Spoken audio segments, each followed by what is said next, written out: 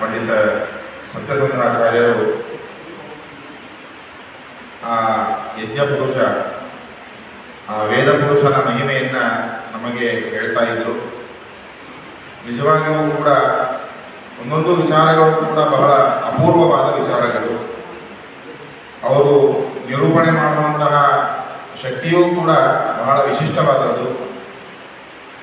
ಅದು ನನಗನ್ನಿಸ್ತದೆ, ಅವರ ಪ್ರವಚನವನ್ನು ಕೇಳ್ತಾ ಇದ್ದರೆ ಅವರಿಗೆ ಕೊಟ್ಟ ಸಮಯ ಬಹಳ ಸಣ್ಣದು, ಕಡಿಮೆ ಆಯಿತು ಅಂತ ಅನ್ನಿಸ್ತು. ಅಂದರೆ ಅದರ ಬಗ್ಗೆ ಇರುವ ವಿಚಾರ ಬಹಳ ಇದೆ. ಅದನ್ನು ಅವರು ಇವತ್ತು ಒಂದೇ ದಿನ ಅದರ ಪೂರ್ತಿಯಾಗಿ ಹೇಳೋದು ಸ್ವಲ್ಪ ಅಸಾಧ್ಯ. ಆದರೂ ಮನಮುಟ್ಟುವಂತೆ ಬಹಳ ಸುಂದರವಾಗಿ ಅದನ್ನು ನಿರೂಪಣೆ ಮಾಡಿಕೊಟ್ಟಿದ್ದಾರೆ.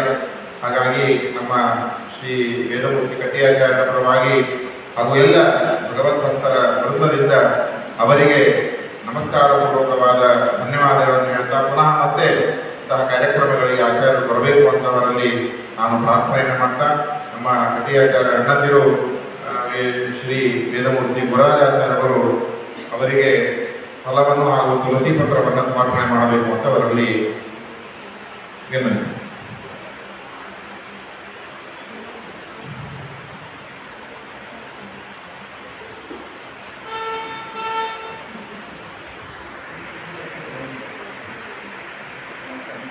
ಇದಾದ ಮೇಲೆ ನಮ್ಮ ಹುಬ್ಬಳ್ಳಿ ಮಹಾನಗರದ ಇನ್ನೊಬ್ಬ ಪ್ರಸಿದ್ಧ ಪಂಡಿತರು, ನಾನು ನಮ್ಮ ಪಂಡಿತ ರವಿ ಆಚಾರ್ಯರ ಬಗ್ಗೆ ಪರಿಚಯ ಮಾಡಲಿಕ್ಕೆ ಹೋದರೆ ಅದು ನಾನು ಸಣ್ಣವಾಗಿ ಅನಿಸುತ್ತೇನೆ. ಅಷ್ಟು ದೊಡ್ಡ ವ್ಯಕ್ತಿತ್ವ ನಮ್ಮ ರವಿ ಆಚಾರ್ಯರದು. ಲಕ್ಷ್ಮೀ ನರಸಿಂಹದೇವರನ್ನೇ ತಮ್ಮ ಒಂದು ಭಕ್ತಿ ಪಾಶದಲ್ಲಿ ಕಟ್ಟಿ ಹಾಕಿದಂಥವರು. ಹಾಗಾಗಿ ಆ ಜಗದ್ವ್ಯಾಪಕನಾಗಿರುವಂತಹ ನರಸಿಂಹದೇವರ ಆರಾಧನೆಯನ್ನೇ ಸತತವಾಗಿ ಮಾಡ್ತಾ, ಪಾಠ ಪ್ರವಚನವನ್ನು ಮಾಡ್ತಾ, ನಿರಂತರವಾಗಿ ಗುರು ಸೇವೆಯನ್ನು ಮಾಡ್ತಾ ಇರುವಂತಹ ಪಂಡಿತ ರವಿ ಆಚಾರ್ಯರು ಅವರು ಕುಂತಿ ಒಂದು ಪಾತ್ರದ ವಿಮರ್ಶೆ, ಪಾತ್ರದ ಪರಿಚಯ, ವಿಮರ್ಶೆ ಅಂತಲಿಕ್ಕೆ ಆಗೋದಿಲ್ಲ, ತಪ್ಪಾಗ್ತದೆ, ಪಾತ್ರದ ಪರಿಚಯ, ಆ ಪಾತ್ರದ ಪರಿಚಯವನ್ನು ನಮ್ಮ ಪಂಡಿತ ರವಿ ಆಚಾರ್ಯರು ಮಾಡ್ತಾ ಇದ್ದಾರೆ. ಹಾಗಾಗಿ ಆ ಒಂದು ಪ್ರವಚನಕ್ಕೆ ಬಂದಂತಹ ನಮ್ಮ ಪಂಡಿತ ರವಿ ಆಚಾರ್ಯರಿಗೆ ಕಟ್ಟಿಯಾಚಾರ್ಯರ ಅಣ್ಣಂದಿರು ರಾಘವೇಂದ್ರಾಚಾರ್ಯವರು ಮಾಲಾರ್ಪಣೆಯನ್ನು ಮಾಡಿ ನಮಸ್ಕಾರ ಪೂರ್ವಕವಾದ ಸ್ವಾಗತವನ್ನು ಮಾಡಬೇಕು ಅಂತ ಅವರಲ್ಲಿ ವಿನಂತಿಯನ್ನು ಮಾಡ್ತಾ ಇದ್ದೇವೆ.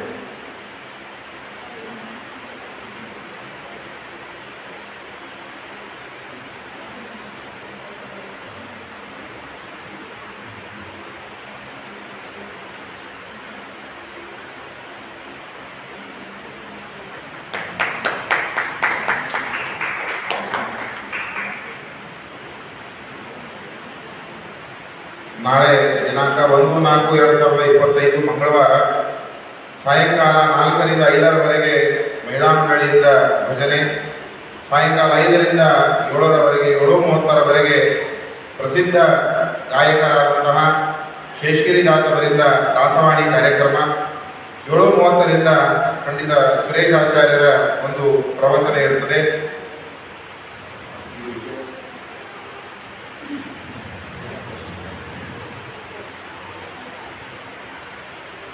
ಹಾಗಾಗಿ ಎಲ್ಲರೂ ಕೂಡ ಮತ್ತೆ ನಾಳಿನ ಕಾರ್ಯಕ್ರಮಕ್ಕೆ ಬರಬೇಕು. ಯಾಕಂದರೆ ನಾಳಿನ ವಿಷಯವನ್ನು ಹೇಳುವುದಕ್ಕಾಗಿ ಇನ್ನೊಂದು ಸಮಯ ಇದೆ. ಆಮೇಲೆ ಮತ್ತೆ ಎಲ್ಲರೂ ಯಜ್ಞಪುರುಷನ ಒಂದು ಮಂಗಲಾರತಿಗೆ ಹೋಗುವಂತಹ ಗಡಿಬಿಡಿಯಲ್ಲಿ ಹೇಳಲಿಕ್ಕೆ ಆಗೋದಿಲ್ಲ ಅನ್ನೋದಕ್ಕಾಗಿ ಈಗಲೇ ಅದನ್ನು ನಿರೂಪಣೆಯನ್ನು ಮಾಡಿದ್ದೇನೆ. ಇನ್ನು ಮುಂದೆ ಪಂಡಿತ ರವಿ ಆಚಾರ್ಯ ಪ್ರವಚನವನ್ನು ಮಾಡಬೇಕು ಅಂತ ಅವರಲ್ಲಿ ವಿನಂತಿಯನ್ನು ಮಾಡ್ತಾ ಇದ್ದೇನೆ.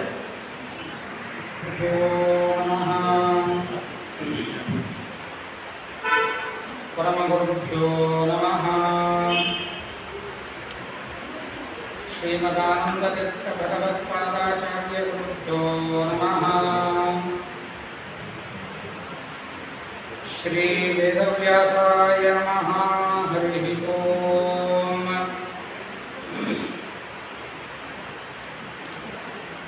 ವಜ್ರಕಲ್ಪಂ ತ್ರಿನಯನಂ ಸರ್ವಶತ್ರುನಿಶೋಧನಂ द्वात्रिंशदायुलोपेतं ध्यायेत्वं मन्युरूपिणम् यस्य कटाक्षमात्रेण ब्रह्मरुद्रेन्द्रपूर्वकाः सुरास्वीयपदान्यापुः सा लक्ष्मीर्मे प्रसीदतो यो विप्रलम्बविपरीतमतिप्रभूतान् वादान् निरस्य कृतवान् भुवि तत्त्वपादम् सर्वेश्वरो हरिरिति प्रतिपादयन्तम् आनन्दतीर्थं विपर्यमहं नमामि चित्रैर्पदैश्च गम्भीरे वाक्यमाने खण्डितैः गुरुभावं व्यञ्जयन्ति भाति श्रीजयतीर्थवाक् गुरुवाध्वान्तरवये विष्णवेन्दे श्रीराघवेन्द्रगुरवे नमो अत्यन्तदयालवे सनकादिसमान् शान्तान् सदा सच्छास्त्रपाठकान् वन्दे सत्यात्मतीर्थार्यान् सत्प्रमोदकराभ्यजान् विद्यापीठविधातारं विद्यावारिधीचन्दिरं विद्यार्थिवत्सलं वन्दे महामहिमसद्गुरुं विद्याविश्वविधातारं विद्याकर्मविचक्षणं विद्यापञ्चाननं वन्दे विद्यालं सर्वदं गुरुं गोस्वभावैव पुंसान् गुरुवनुग्रहपात्रकान् शिष्याय सर्वस्वदायकान् वन्दे विद्यागुरुन् श्रीगुरुभ्यो नमः हरिः ओं हरिः ओं हरिः ओं कृष्णाय वासुदेवाय देवकी नंदनाय च नंदगोपकुमाराय गोविंदाय नमो नमः।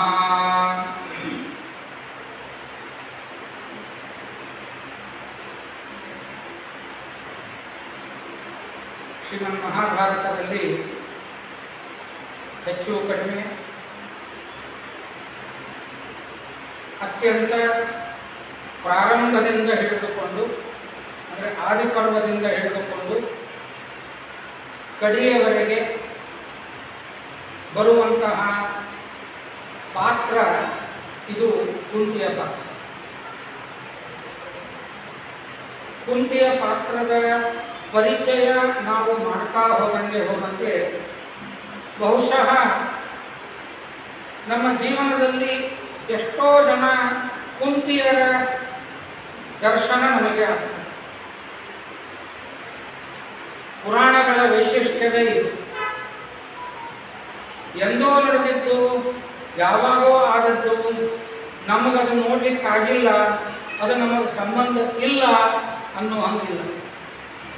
ಆ ಪಾತ್ರಗಳ ಪರಿಚಯವನ್ನು ನಾವು ಮಾಡ್ತಾ ಹೋಗಂಗೆ ನಮ್ಮ ಮನೆಯೊಳಗೇನೆ, ನಮ್ಮ ಕುಟುಂಬದಲ್ಲೇನೆ, ನಮ್ಮ ಸಮಾಜದಲ್ಲೇನೆ ಅಂತಹ ಒಂದು ಪಾತ್ರ ನಮಗೆ ನೋಡಲಿಕ್ಕೆ ಸಿಗುತ್ತದೆ. ಇದು ಮಹಾಭಾರತ, ರಾಮಾಯಣ ಹಾಗೂ ನಮ್ಮ ಪುರಾಣಗಳ ವೈಶಿಷ್ಟ್ಯ. ಯಾರು ಈ ಸಂಸ್ಕಾರದಲ್ಲಿ ಇರ್ತಾರೆ, ಪಾಠ, ಪ್ರವಚನ, ಸಂಪ್ರದಾಯ, ಈ ಸಂಸ್ಕಾರದಲ್ಲಿ ಇರ್ತಾರೆ, ಅವರು ಇಮಿಡಿಯೇಟ್ ಆಗಿ ಅದಕ್ಕೆ ಲಿಂಕ್ ಮಾಡಿಕೊಳ್ತಾರೆ. ನಾನು ಇಲ್ಲಿ ಫಿಟ್ ಆಗ್ತೇನೆ, ಅವರು ಇಲ್ಲಿ ಫಿಟ್ ಆಗ್ತಾರೆ, ಹಿಂಗೆ ಇದ್ರೆ ಒಳ್ಳೆಯದಾಗ್ತದೆ ಇತ್ಯಾದಿ ವಿಚಾರಗಳು ನಮಗೆ ಈ ಪಾತ್ರಗಳ ಪರಿಚಯ ಮಾಡ್ತಾ ಹೋಗಂಗೆ ಆಗ್ತಾ ಹೋಗ್ತದೆ. ಹೀಗಾಗಿ ರಾಮಾಯಣ ಮಹಾಭಾರತಗಳು ಎಂದೋ ನಡೆದದ್ದು ಅಂತ ತಿಳಿಯೋದಕ್ಕಿಂತ ನಿತ್ಯದಲ್ಲಿ ನಡೆಯುವಂತಹ ನಮ್ಮ ಮನೆಯ ರಾಮಾಯಣ ಮಹಾಭಾರತಗಳನ್ನು ಒಂದು ಸಲ ಕೂತು ಹಿಂದೆ ನಡೆದಂತಹ ರಾಮಾಯಣ ಮಹಾಭಾರತಗಳಲ್ಲಿ ಲಿಂಕ್ ಮಾಡಿದಾಗ ನಮಗೆ ಎಲ್ಲ ಪಾತ್ರಗಳು ನಮ್ಮಲ್ಲೇ ಸಿಗ್ತವೆ. ರಾಮಾಯಣದ ಪಾತ್ರಗಳು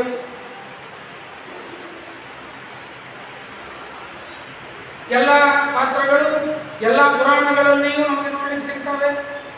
ಸಕಾರಾತ್ಮಕವಾದ ಪಾತ್ರಗಳು ಪುರಾಣದಲ್ಲಿ ಇವೆ, ನೆಗೆಟಿವ್ ಪಾತ್ರಗಳು ಪುರಾಣದಲ್ಲಿ ಇವೆ.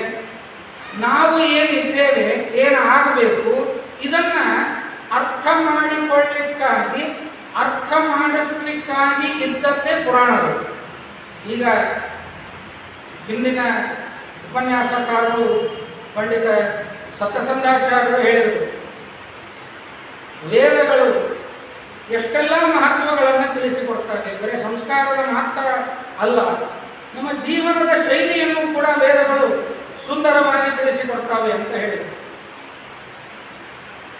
ಸತ್ಯಸಂಧಾಚಾರ್ಯರಂತಹ ವೇದವನ್ನು ಅಧ್ಯಯನ ಮಾಡಿ ವೇದಾಂತದ ನಿರ್ಣಯವನ್ನು ಮಾಡಿಕೊಂಡವರು ಉಪನ್ಯಾಸವನ್ನು ಮಾಡಿದಾಗ ವೇದ ಏನು ಹೇಳುತ್ತದೆ ಅನ್ನೋದು ನಮಗೆ ಅರ್ಥ ಆಗ್ತದೆ. ಬರೀ ವೇದವನ್ನು ಘನಾಂತ ಓದ್ತಾ ಹೋಗಲಿ ಅಂತ ಹೇಳಂತಂದ್ರೆ ವೇದ ಏನು ಹೇಳ್ತದೆ ಅರ್ಥ ಆಗ್ತದೆ. ಅಂತಹ ಜನರೇ ಇವತ್ತಿನ ದಿವಸ ಬಹಳಷ್ಟು ಇದ್ದುದರಿಂದ ವೇದದಲ್ಲಿ ಹೇಳಿದ್ದನ್ನ ದೃಷ್ಟಾಂತ ಪೂರ್ವಕವಾಗಿ ತಿಳಿಸಿಕೊಡ್ಲಿಕ್ಕಾಗಿ ಇರೋದೇ ಈ ಪುರಾಣಗಳು. ಅದನ್ನು ಆದರ್ಶ ಅಂತ ಕರೆದಿದ್ದಾರೆ. ಪುರಾಣಗಳನ್ನು ಆದರ್ಶ ಕನ್ನಡಿಗೂ ಆದರ್ಶ ಅಂತ ಕರೆದಿದ್ದಾರೆ. ಕನ್ನಡಿಯ ಮುಂದೆ ನಿಂತು ನಮ್ಮ ಮುಖವನ್ನು ನಾವು ಸರಿ ಮಾಡಿಕೊಳ್ಳುವಂತೆ ಪುರಾಣ ಅನ್ನುವ ಆದರ್ಶದ ಮುಂದೆ ನಮ್ಮ ಜೀವನವನ್ನು ಇಟ್ಟು ಆ ಪುರಾಣದಲ್ಲಿ ಯಾರು ಏನು ಮಾಡಿದ್ದಕ್ಕೆ ಏನಾಗ್ಯಾರ, ನೀನು ಏನು ಮಾಡ್ತಾ ಇದ್ದಿ, ನೀನು ಏನು ಆಗಬೇಕು ಅಂತನ್ನುವುದನ್ನು ನಿರ್ಣಯ ಮಾಡಲಿಕ್ಕಾಗಿ ಇರೋದೇ ರಾಮಾಯಣಗಳು, ಮಹಾಭಾರತ. ಸುಮ್ಮನೆ ಒಂದು ವಿಚಾರ ಬರ್ತದೆ, ಹೇಗೆ ನಾವು ಅದನ್ನು ಅಲ್ಲಿ ಬರೋದನ್ನು ನಾವು ಹೇಗೆ ಅಪ್ಲೈ ಮಾಡ್ಕೊಳ್ಬೇಕು.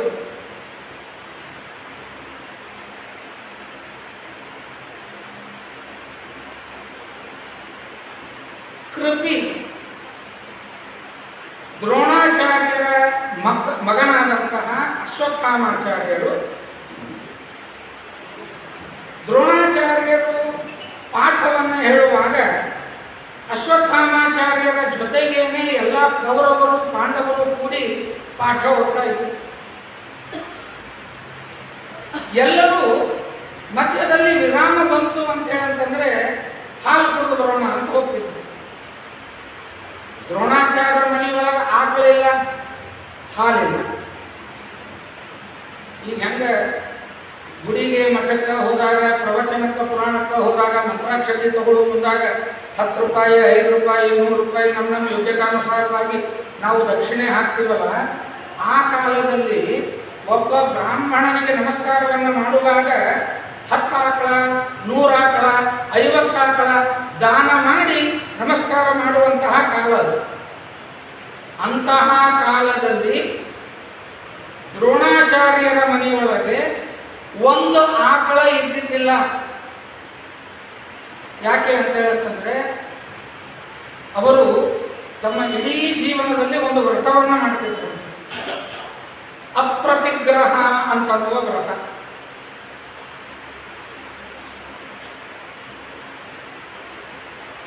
ಸಪ್ತಮ ಸ್ಕಂದ ಭಾಗವತದಲ್ಲಿ ಪ್ರಹ್ಲಾದರಾಜರು ಮನುಷ್ಯ ಬದುಕಬೇಕಾದಾಗ ಎಷ್ಟೆಷ್ಟು ಜೀವನೋಪಾಯಕ್ಕೆ ಏನೇನು ಮಾಡಬೇಕು ಅಂತ ಹೇಳ್ತಾ ಬಂದು ಈ ಷಡ್ಕರ್ಮಗಳನ್ನು ಮಾಡೋದ್ರ ಬಗ್ಗೆ ಹೇಳ್ತಾರೆ. ಅಧ್ಯಯನ, ಅಧ್ಯಾಪನ, ಯಜನ, ಯಾಜನ, ದಾನ, ಪ್ರತಿಗ್ರಹ. ಅಪ್ರತಿಗ್ರಹ ಅಂತನ್ನುವ ವ್ರತ ಮಾಡ್ತಿದ್ರು. ಅಪ್ರತಿಗ್ರಹ ಅಂತಂದ್ರೆ ಏನು ಅಂತಂದ್ರೆ, ಯಾರಾದರೂ ದಕ್ಷಿಣೆ ಕೊಡ್ಲಿಕ್ಕೆ ಬಂದರೆ ಸ್ಪಷ್ಟವಾಗಿ ಹೇಳಬೇಕು, ನಾನು ಇಂತಹ ಒಂದು ವ್ರತದಲ್ಲಿ ಇದ್ದೇನೆ, ನನಗೆ ನೀವು ದಕ್ಷಿಣೆ ಕೊಡಬೇಡ್ರಿ ಹೇಳ್ತೀವ ನಾವು. ಅಕಸ್ಮಾತ್ ಅಂತ ವ್ರತ ಮಾಡ್ತಾ ಇದ್ರು ಕೂಡ ನಾಯೇನು ಕೊಡು ಅಂತ ಹೇಳಿಲ್ಲ, ಅವರಾಗೆ ಕೊಟ್ಟು ಹೋದ್ರು ಅಂತ ಮತ್ತೆ ಸಮಾಧಾನ ಹೇಳ್ಬೇಕು.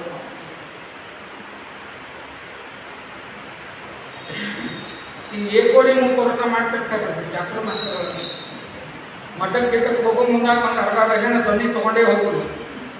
ಯಾಕಂತ ಹೇಳಂತಂದ್ರೆ ಊಟಕ್ಕೆ ಕೂತ ಮೇಲೆ ಏನು ಕೇಳೋ ಹಂಗಿಲ್ಲ. ಹಿಂಗಾಗಿ ಊಟಕ್ಕಿಂತ ಮೊದಲೇ ಬಡಸೋರಿಗೆ ಹೇಳಿಬಿಡ್ತು, ಆಚಾರ್ಯ ನಂದು ಮೂಕ ವ್ರತ ಅದ, ಏಕೋಡಿ ಅದ, ಎಲ್ಲ ಮೊದಲ ಹಾಕ್ಬಿಟ್ಟು ಮಜ್ಜಿಗೆ ತನಕ ಅಂತೇಳಿ. ಆ ವ್ರತಗಳನ್ನು ಹೇಳಿರೋದೇ ವೈರಾಗ್ಯ ಬರಲಿಕ್ಕೆ. ಅದರೊಳಗೂ ನಾವು ಭೋಗವನ್ನೇ ವಿಚಾರ ಮಾಡಿದ್ವಿ ಅಂತಂದ್ರೆ ಅಪ್ರತಿಗ್ರಹ ಅಂತನ್ನುವ ವ್ರತವನ್ನ ಮಾಡ್ತಾ ಇದ್ದುದರಿಂದ ದ್ರೋಣಾಚಾರ್ಯರ ಮನೆಯೊಳಗೆ ಒಂದು ಆಕಳ ಇದ್ದಿದ್ದಿಲ್ಲ. ದುರ್ಯೋಧನಾದಿಗಳು ಮನೆಗೆ ಹೋಗಿ ಹಾಲು ಕುಡಿದು ಬಂದ್ರೆ ಅಶ್ವತ್ಥಾಮಾಚಾರ್ಯರು ಮನೆಗೆ ಬರ್ತಿದ್ರು, ಅಮ್ಮ ನನಗೆ ಹಾಲು ಕೊಡು ಅಂತ. ಕೃಪಿ ಮಗ ಹಾಲು ಕೇಳಿಕತ್ತಾನಲ್ಲ, ಅವನಿಗೆ ಹೆಂಗಿಲ್ಲ ಅನ್ನೋದು. ಅದಕ್ಕೆ ತಾನು ತನ್ನ ಅಡಿಗೆ ಮನೆಯೊಳಗೆ ಹೋಗಿ ತನ್ನಲ್ಲಿ ಇರುವಂತಹ ಅಕ್ಕಿ ಹಿಟ್ಟನ್ನೇ ನೀರಿನಲ್ಲಿ ಕಲಿಸಿ ಇದು ಹಾಲು ಕುಡಿ ಅಂತ ಅಶ್ವತ್ಥಾಮಾಚಾರ್ಯ ಕೊಡ್ತಿದ್ರು. ಅಶ್ವತ್ಥಾಮಾಚಾರ್ಯ ಅದನ್ನು ಕುಡಿತಿದ್ರು, ಆಟಕ್ಕೆ ಹೋಗ್ತಿದ್ರು. ಇಲ್ಲಿಯ ತನಕ ಹಾಲಿನ ರುಚಿ ನೋಡದೇ ಇರುವ ಅಶ್ವತ್ಥಾಮರಿಗೆ ತಾಯಿಯ ಮೇಲೆ ಎಷ್ಟು ವಿಶ್ವಾಸ ಅಂತಂದ್ರೆ ಆಕೆ ಏನು ಕೊಡ್ತಾಳೋ ಅದು ಹಾಲು. ಸುಮಾರು ದಿವಸಗಳು ಹಿಂಗೆ ನಡೀತು ಪ್ರಾಕ್ಟೀಸ್. ಒಂದು ದಿವಸ ದುರ್ಯೋಧನ ಅಂದ, ಬಹಳ ಲೇಟ್ ಆಗ್ಯದ, ನಮ್ಮ ಮನೆಗೆಲ್ಲ ಹಾಲು ಕುಡಿ, ಆಮೇಲೆ ಮತ್ತೆ ಆಟ ಆಡ್ಲಿಕ್ಕೆ ಹೋಗೋಣ ಅಂತ. ಅವತ್ತಿನ ದಿವಸ ಅಶ್ವತ್ಥಾಮಾಚಾರ್ಯರು ದ್ರೋಣಾಚಾರ್ಯ ಮನೆಗೆ ಹೋಗ್ತಾರೆ, ದುರ್ಯೋಧನನ ಮನೆಗೆ ಹೋಗ್ತಾರೆ. ಹಾಲು ಕುಡಿದ್ರೆ ಏನು ರುಚಿ ಹಾಕಬೇಕಲ್ಲಿ, ಅಕ್ಕಿ ಹಿಟ್ಟು ಕಲಿಸಿ ಕುಡಿಯುವುದಕ್ಕೂ ಭಾರತ ಡೇರಿ ಹಾಲು ಕುಡಿಯುವುದಕ್ಕೂ ಫರಕ್ ಅದನ್ನೂ ಇಲ್ಲ. ಭಾರಿ ರುಚಿ ಹತ್ತಿತ್ತು. ಇದೇನು ಪಾಯಸ ಮಾಡಿ ಕೊಟ್ಟಾರೇನೋ ನಿಮ್ಮ ತಾಯಿ ಅಂತಂದ್ರೆ ಹುಚ್ಚ, ಇದಕ್ಕ ಹಾಲು ಅಂತಾರೆ. ಹಂಗಂದ್ರೆ ದಿವಸ ನಮ್ಮಮ್ಮ ಕೊಡ್ತಿದ್ದದ್ದು ಏನು, ನಿಮ್ಮಮ್ಮ ಏನು ಕೊಡ್ತಾಳೋ ಗೊತ್ತಿಲ್ಲ, ಅದನ್ನ ನೀವು ಪರೀಕ್ಷೆ ಮಾಡ್ಕೊ ಅಂತಂದ ದುರ್ಯೋಧನ. ಹಂಗಂದ್ರೆ ನಾ ಇವತ್ತು ಆಟಕ್ಕೆ ಬರೋದಿಲ್ಲ, ಮನೆಗೆ ಹೋಗ್ತೀನಿ ಅಂತಂದು ದಿವಸದ ಹಾಗೇನೆ ಅಮ್ಮ ನನಗೆ ಹಾಲು ಕೊಡುವಂತಂದ. ಅಡಿಗೆ ಮನೆಗೆ ಹೋದು ಕೃಪಿ ಅಕ್ಕಿ ಹಿಟ್ಟನ್ನು ಕಲಿಸ್ತಾ ಇರಬೇಕಾದಾಗ ನೋಡಿದ ಅಶ್ವತ್ಥಾಮ, ತಗೋ ಹಾಲು ಅಂತಂದು ಆ ಅಶ್ವತ್ಥಾಮಾಚಾರ್ಯರು ಕೃಪಿಯ ಮುಂದೆ ಆ ಹಾಲನ್ನು ಚೆಲ್ಲಿ ಒಂದು ಮಾತನ್ನು ಹೇಳ್ತಾರೆ ಅಶ್ವತ್ಥಾಮಾಚಾರ್ಯರು. ಹಡದ ಮಗನಿಗೆ ಒಂದು ಲೋಟ ಹಾಲು ಕೊಡುವ ಯೋಗ್ಯತೆ ನಿನಗಿರಲಿಲ್ಲ ಅಂತ ಹೇಳಂತಂದ್ರೆ ಮಕ್ಕಳನ್ನ ಯಾಕೆ ಪಡೆದಿ? ಜಪಕ್ಕೆ ಕೂತಿರ್ತಾರೆ ದ್ರೋಣಾಚಾರ್ಯರು. ದ್ರೋಣಾಚಾರ್ಯರು ಅನ್ನಿಸ್ತದ, ಹೌದಲ್ಲ, ಇಷ್ಟು ವೇದ ಕಲಿತೆ, ಇಷ್ಟು ವಿದ್ಯಾ ಕಲಿತೆ, ಹೇಳ್ಕೊಳ್ಳಿಕ್ಕೆ ಇಂತಿಂತ ದೊಡ್ಡ ರಾಜಕುಮಾರರಿಗೆ ನಾನು ಪಾಠವನ್ನೇ ಹೇಳ್ತಾ ಇದ್ದೇನೆ, ನನ್ನ ಮನೆಯ ಮಗನಿಗೆ ಒಂದು ಲೋಟ ಹಾಲು ಕೊಡುವ ಯೋಗ್ಯತೆ ನನಗಿಲ್ಲ ಅಂತಂದ್ರೆ ಈ ವಿದ್ಯಾ ತಗೊಂಡು ಏನು ಮಾಡುವುದು ಅಂತಂದು ತಕ್ಷಣದಲ್ಲಿ ತನ್ನ ವಿದ್ಯೆಯನ್ನ ಹಾಗೂ ತನ್ನ ವ್ರತವನ್ನು, ಅಲ್ಲಿ ತನಕ ವಿದ್ಯಾ ಮಾಡ್ಕೊಂಡಿರಲಿಲ್ಲ, ಅವತ್ತಿನಿಂದ ವಿದ್ಯಾ ಮಾಡಲಿಕ್ಕೆ ಪ್ರಾರಂಭ ಮಾಡಿದರು. ಅಪ್ರತಿಗ್ರಹ ವ್ರತವನ್ನು ಬಿಟ್ಟರು, ಪ್ರತಿಗ್ರಹ ಮಾಡಲಿಕ್ಕೆ ಪ್ರಾರಂಭ ಮಾಡಿದರು. ಇವು ಎಲ್ಲದಕ್ಕೂ ಕಾರಣ ತಾಯಿ. ಡೇ 1 ಮೊದಲನೇ ದಿವಸ ಅಶ್ವತ್ಥಾಮ ಹಾಲು ಅಂತ ಬಂದಾಗ ಅವನನ್ನು ಕೂರಿಸಿಕೊಂಡು, ಇಲ್ಲ ಕಂದ, ನಿನ್ನಪ್ಪ ಇಂತಹ ದೊಡ್ಡ ಅಪರೂಪದ ವ್ರತವನ್ನು ಮಾಡ್ತಾ ಇದ್ದಾರೆ, ಈ ವ್ರತ ಮಾಡುವವರಿಗೆ ಶ್ರೀಮಂತಿಕೆ ಬರುವುದಿಲ್ಲ, ತಪೋಧನನೇ ಹೆಚ್ಚಿರ್ತದೆ, ಆದ್ದರಿಂದ ಯು ಶುಡ್ ಫೀಲ್ ಪ್ರೌಡ್, ನಿನ್ನ ಅಪ್ಪನ ಬಗ್ಗೆ ನಿನಗೆ ಹೆಮ್ಮೆ ಇರಬೇಕು ಅಂತ ಮೊದಲನೇ ಸಲನೇ ತಿಳುವಳಿಕೆ ಹೇಳಿಬಿಟ್ಟಿದ್ಲು ಅಂತಂದ್ರೆ ದ್ರೋಣಾಚಾರ್ಯರು ತಮ್ಮ ವೃತ್ತಿಯನ್ನ ಬಿಡುವ ಪ್ರಸಂಗ ಇರಲಿಲ್ಲ. ತಾಯಿ ಮೊದಲ, ಇದು ಕೇವಲ ದ್ರೋಣಾಚಾರ್ಯರ ಕೃಪಿಯ ಕಥೆ ಅಂತ ತಿಳಿಯೋದು ಬೇಕಾಗಿದೆ. ನಮ್ಮಲ್ಲಿ ನಾವು ಎಷ್ಟು ಜನ ಪಾಲಕರು ನಮ್ಮ ಮಕ್ಕಳ ಬಗ್ಗೆ ಈ ಮಾತನ್ನ ಆಡೋದಿಲ್ಲ ಹೇಳಿ. ನಾನಂತರೂ ಚಲೋ ಬಟ್ಟೆ ಹಾಕೊಳ್ಳಿಲ್ಲ, ನನ್ನ ಮಕ್ಕಳಾದ್ರೂ ಚಲೋ ಬಟ್ಟೆ ಹಾಕೊಳ್ಳಿ. ನಾನಂತರೂ ಚಲೋ ಶಾಲೆ ಒಳಗೆ ಓದಲಿಲ್ಲ, ನನ್ನ ಮಕ್ಕಳಾದ್ರೂ ಚಲೋ ಶಾಲೆ ಒಳಗೆ ಓದಲಿ. ನಾನಂತರೂ ಚಲೋದು ತಿನ್ನಲಿಲ್ಲ, ನನ್ನ ಮಕ್ಕಳಾದ್ರೂ ಚಲೋದು ತಿನ್ನಲಿ. ಈ ಅಭಿಮಾನವನ್ನು ತಪ್ಪು ಅಂತ ಹೇಳ್ತಾ ಇಲ್ಲ. ಆ ಮಕ್ಕಳ ಅಪೇಕ್ಷಾ ಪೂರ್ಣ ಮಾಡಲಿಕ್ಕೆ ನನ್ನ ತನವನ್ನು ನಾನು ಬಿಟ್ಟು ಇಟ್ಟಿದ್ದೀನಲ್ಲ, ಅದು ತಪ್ಪು. ಅದನ್ನು ತೋರಿಸಿಕೊಡ್ತದೆ ಮಹಾಭಾರತ. ನಾವು ಏನಾದರೂ ಹಂಗೆ ಮಾಡ್ತಾ ಇದ್ವಿ ಅಂತಂದ್ರೆ ಅಶ್ವತ್ಥಾಮ ಕೃಪಿಗೆ ಹೇಳಿದ ಹಾಗೆ ನಾಳೆ ನನ್ನ ಮಕ್ಕಳು ನನಗೆ ಹೇಳಬಹುದು. ಅಡ್ಡದಾರಿಯಿಂದ ರೊಕ್ಕ ಗಳಿಸಿ ಮಗನನ್ನ ರೆಸಿಡೆನ್ಷಿಯಲ್ ಸ್ಕೂಲ್ನಲ್ಲಿ ಇಟ್ಟು ಅವನು ಬೆಳೆದು ದೊಡ್ಡವನಾಗಿ ನಿನ್ನ ಸಲುವಾಗಿ ನಾನೆಷ್ಟು ಖರ್ಚು ಮಾಡೀನಿ ಅಂತೇಳಿ ಅಂದಾಗ ನಿನಗೆ ಯಾರು ಖರ್ಚು ಮಾಡಂದಿದ್ರು ಅಂತ ಆ ಮಗ ಹೇಳಿದರೆ ಅವನಿಗೇನು ಉತ್ತರ ಕೊಡಬೇಕು? ಮಹಾಭಾರತ ಉತ್ತರ ಕೊಡಬೇಕು. ನೀವು ಕೃಪಿ ದ್ರೋಣಾಚಾರ್ಯರ ಹಾಗೆ ಆಗಬೇಡಿ. ಹಾಗಾದ್ರೆ ಏನಾಗಬೇಕು? ಭಾಗವತ ಬರ್ತದೆ. ಇಂಥದ್ದೇ ಒಂದು ಘಟನೆ ಭಾಗವತದಲ್ಲಿಯೂ ಬರ್ತದೆ. ಉತ್ತಮ ಅವರಪ್ಪನ ತೊಡೆಯ ಮೇಲೆ ಕೂತಿದ್ದಾನೆ. 8 ವರ್ಷದ ಬಾಲಕ ಧ್ರುವ ಅವರಪ್ಪನ ತೊಡೆಯ ಮೇಲೆ ಕೂಡಬೇಕು ಅಂತ ಹೋದಾಗ ಸುರುಚಿ ಹೇಳಿದ ಮಾತೇನು? ಈ ಸಿಂಹಾಸನದ ಮೇಲೆ ಮಹಾರಾಜನ ತೊಡೆಯ ಮೇಲೆ ಕೂಡಬೇಕಾಗಿದ್ದರೆ ನನ್ನ ಹೊಟ್ಟೆಯೊಳಗೆ ಹುಟ್ಟಿ ಬರಬೇಕು ಅಂತ ಹೇಳಿ. ಸಣ್ಣ ಕೂಸು ಧ್ರುವ ಮನಸ್ಸಿಗೆ ಹಚ್ಕೊಂಡ. ಅವನ ಹತ್ರ ಹೋದ, ಸುನೀತಿ ಹತ್ರ. ಸುನೀತಿ ಹೇಳ್ತಾಳೆ, ಯಾಕೆ ಹೇಳಿಕತಿ ಕೂಸು? ಯಾರಾದರೂ ಹೊಡೆದ್ರೇನು? ಯಾರಾದರೂ ಅಂದ್ರೇನು? ಹೌದು, ಚಿಕ್ಕಮ್ಮ ಹಿಂಗಂದ್ರು. ನಮ್ಮ ಹೆಣ್ಮಕ್ಳು ಏನಾದ್ರು ಆ ಜಾಗದಾಗಿದ್ರು ಅಂತಂದು ಯಾವಾಗೈತಿ ಅಂದ್ರೆ ತೋರಿಸ್ತೀನಿ, ನೋಡೇ ಬಿಡುತ್ತೆ. ಎಲ್ಲರೂ ನಮ್ಮವರೇ, ನಮ್ಮವ್ರ ಅನ್ನೋದಿಲ್ಲ. ನೀವು ಸುಮ್ಮನೆ ನಮ್ಮ ತಂದು ಇರಬೇಕು. ಸುರುಚಿ ಹೇಳ್ತಾಳೆ, ದೇವನ್ ಇಂತಹ ಅಪೇಕ್ಷಾ ಧ್ರುವರಾಜನಿಗೆ ಬಂತು. ಸುನೀತಿ ಹೇಳಿದಳು, ಹೌದು ಕಂದ, ನಿನ್ನ ಚಿಕ್ಕಮ್ಮ ಹೇಳಿದ್ದು ಪ್ರಾಮಾಣಿಕ. ನನ್ನ ಹೊಟ್ಟೆಯೊಳಗೆ ಹುಟ್ಟಿದ್ದೇ ನಿನ್ನ ದೌರ್ಭಾಗ್ಯ. ಆಕಿನ ಹೊಟ್ಟೆಯೊಳಗೆ ಹುಟ್ಟಿದ್ದಿ ಅಂತಂದ್ರೆ ಸಿಂಹಾಸನದಲ್ಲಿ ಕೂಡಬಹುದಾಗಿತ್ತು. ಮನಸ್ಸಿಗೆ ಬೇಜಾರು ಮಾಡ್ಕೋಬೇಡ, ಅದಕ್ಕಿಂತ ಎತ್ತರದ ಸ್ಥಾನ ನಿನಗೆ ಬೇಕಾಗಿತ್ತು ಅಂತ ಹೇಳಂತಂದ್ರೆ ಆ ಭಗವಂತನನ್ನ ಪ್ರಾರ್ಥನೆ ಮಾಡು ಅಂತನ್ನುವ ಪಾಸಿಟಿವ್ ಫೀಲಿಂಗ್ ಮಗನಿಗೆ ತಾಯಿಯಾದವಳೇ ಮಾಡಿದ್ಲು ಅನ್ನುವುದಕ್ಕಾಗಿ ಧ್ರುವರಾಜ ಯಾರು ಅವನ ಸಮಾನ ನೋಡುವಂಗಿಲ್ರಿ, ತಲೆ ಎತ್ತಿ ನೋಡಬೇಕು ಅಂತಹ ನಕ್ಷತ್ರನಾಗಿ ಬೆಳೆದ.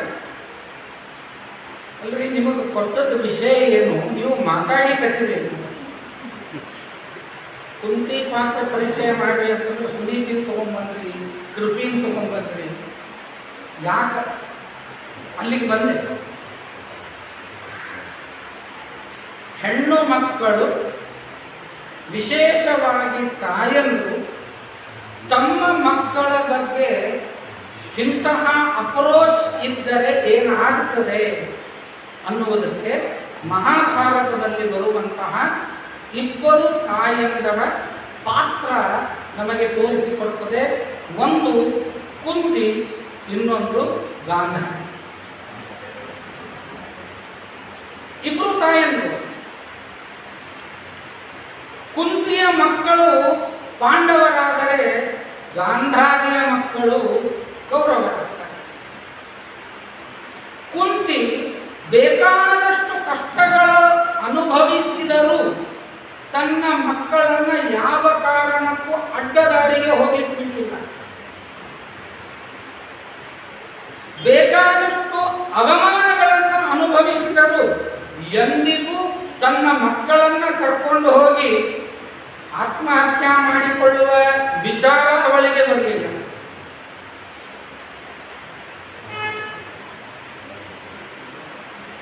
ಅದೇ ಗಾಂಧಾರಿ, ಇಡೀ ಜಗತ್ತಿನಲ್ಲಿರುವ ಸಂಪತ್ತೆಲ್ಲವೂ ನನ್ನ ಗಂಡನದ್ದು, ತದನಂತರದಲ್ಲಿ ನನ್ನ ಮಕ್ಕಳದ್ದಾಗಬೇಕು, ಅದಕ್ಕೆ ಯಾವ ದಾರಿ ಒಳಗೆ ನಡೆದರೂ ಅಡ್ಡಿ ಇಲ್ಲ ಅನ್ನುವ ಮನೋಭಾವನೆ ಗಾಂಧಾರಿಗೆ ಇದ್ದುದರಿಂದ ಇವತ್ತಿನ ದಿವಸ ಜಗತ್ತು ಕೌರವರನ್ನ ಒಳ್ಳೆಯವರು ಅಂತ ಇದೆ, ಕೌರವರನ್ನ ಕೆಟ್ಟವರು ಅಂತ ಇದೆ, ಪಾಂಡವರನ್ನ ಒಳ್ಳೆಯವರು ಅಂತ ಇದೆ.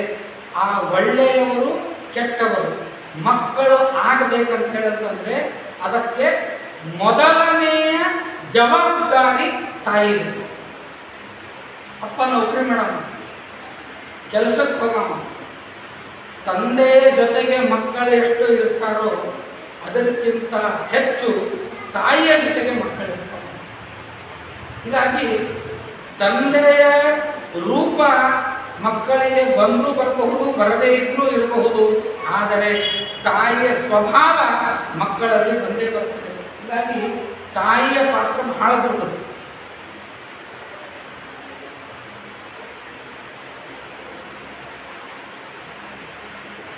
ಇದೇ ಮಹಾಭಾರತನೇ ಹೇಳ್ತಿರ್ತಾರೆ.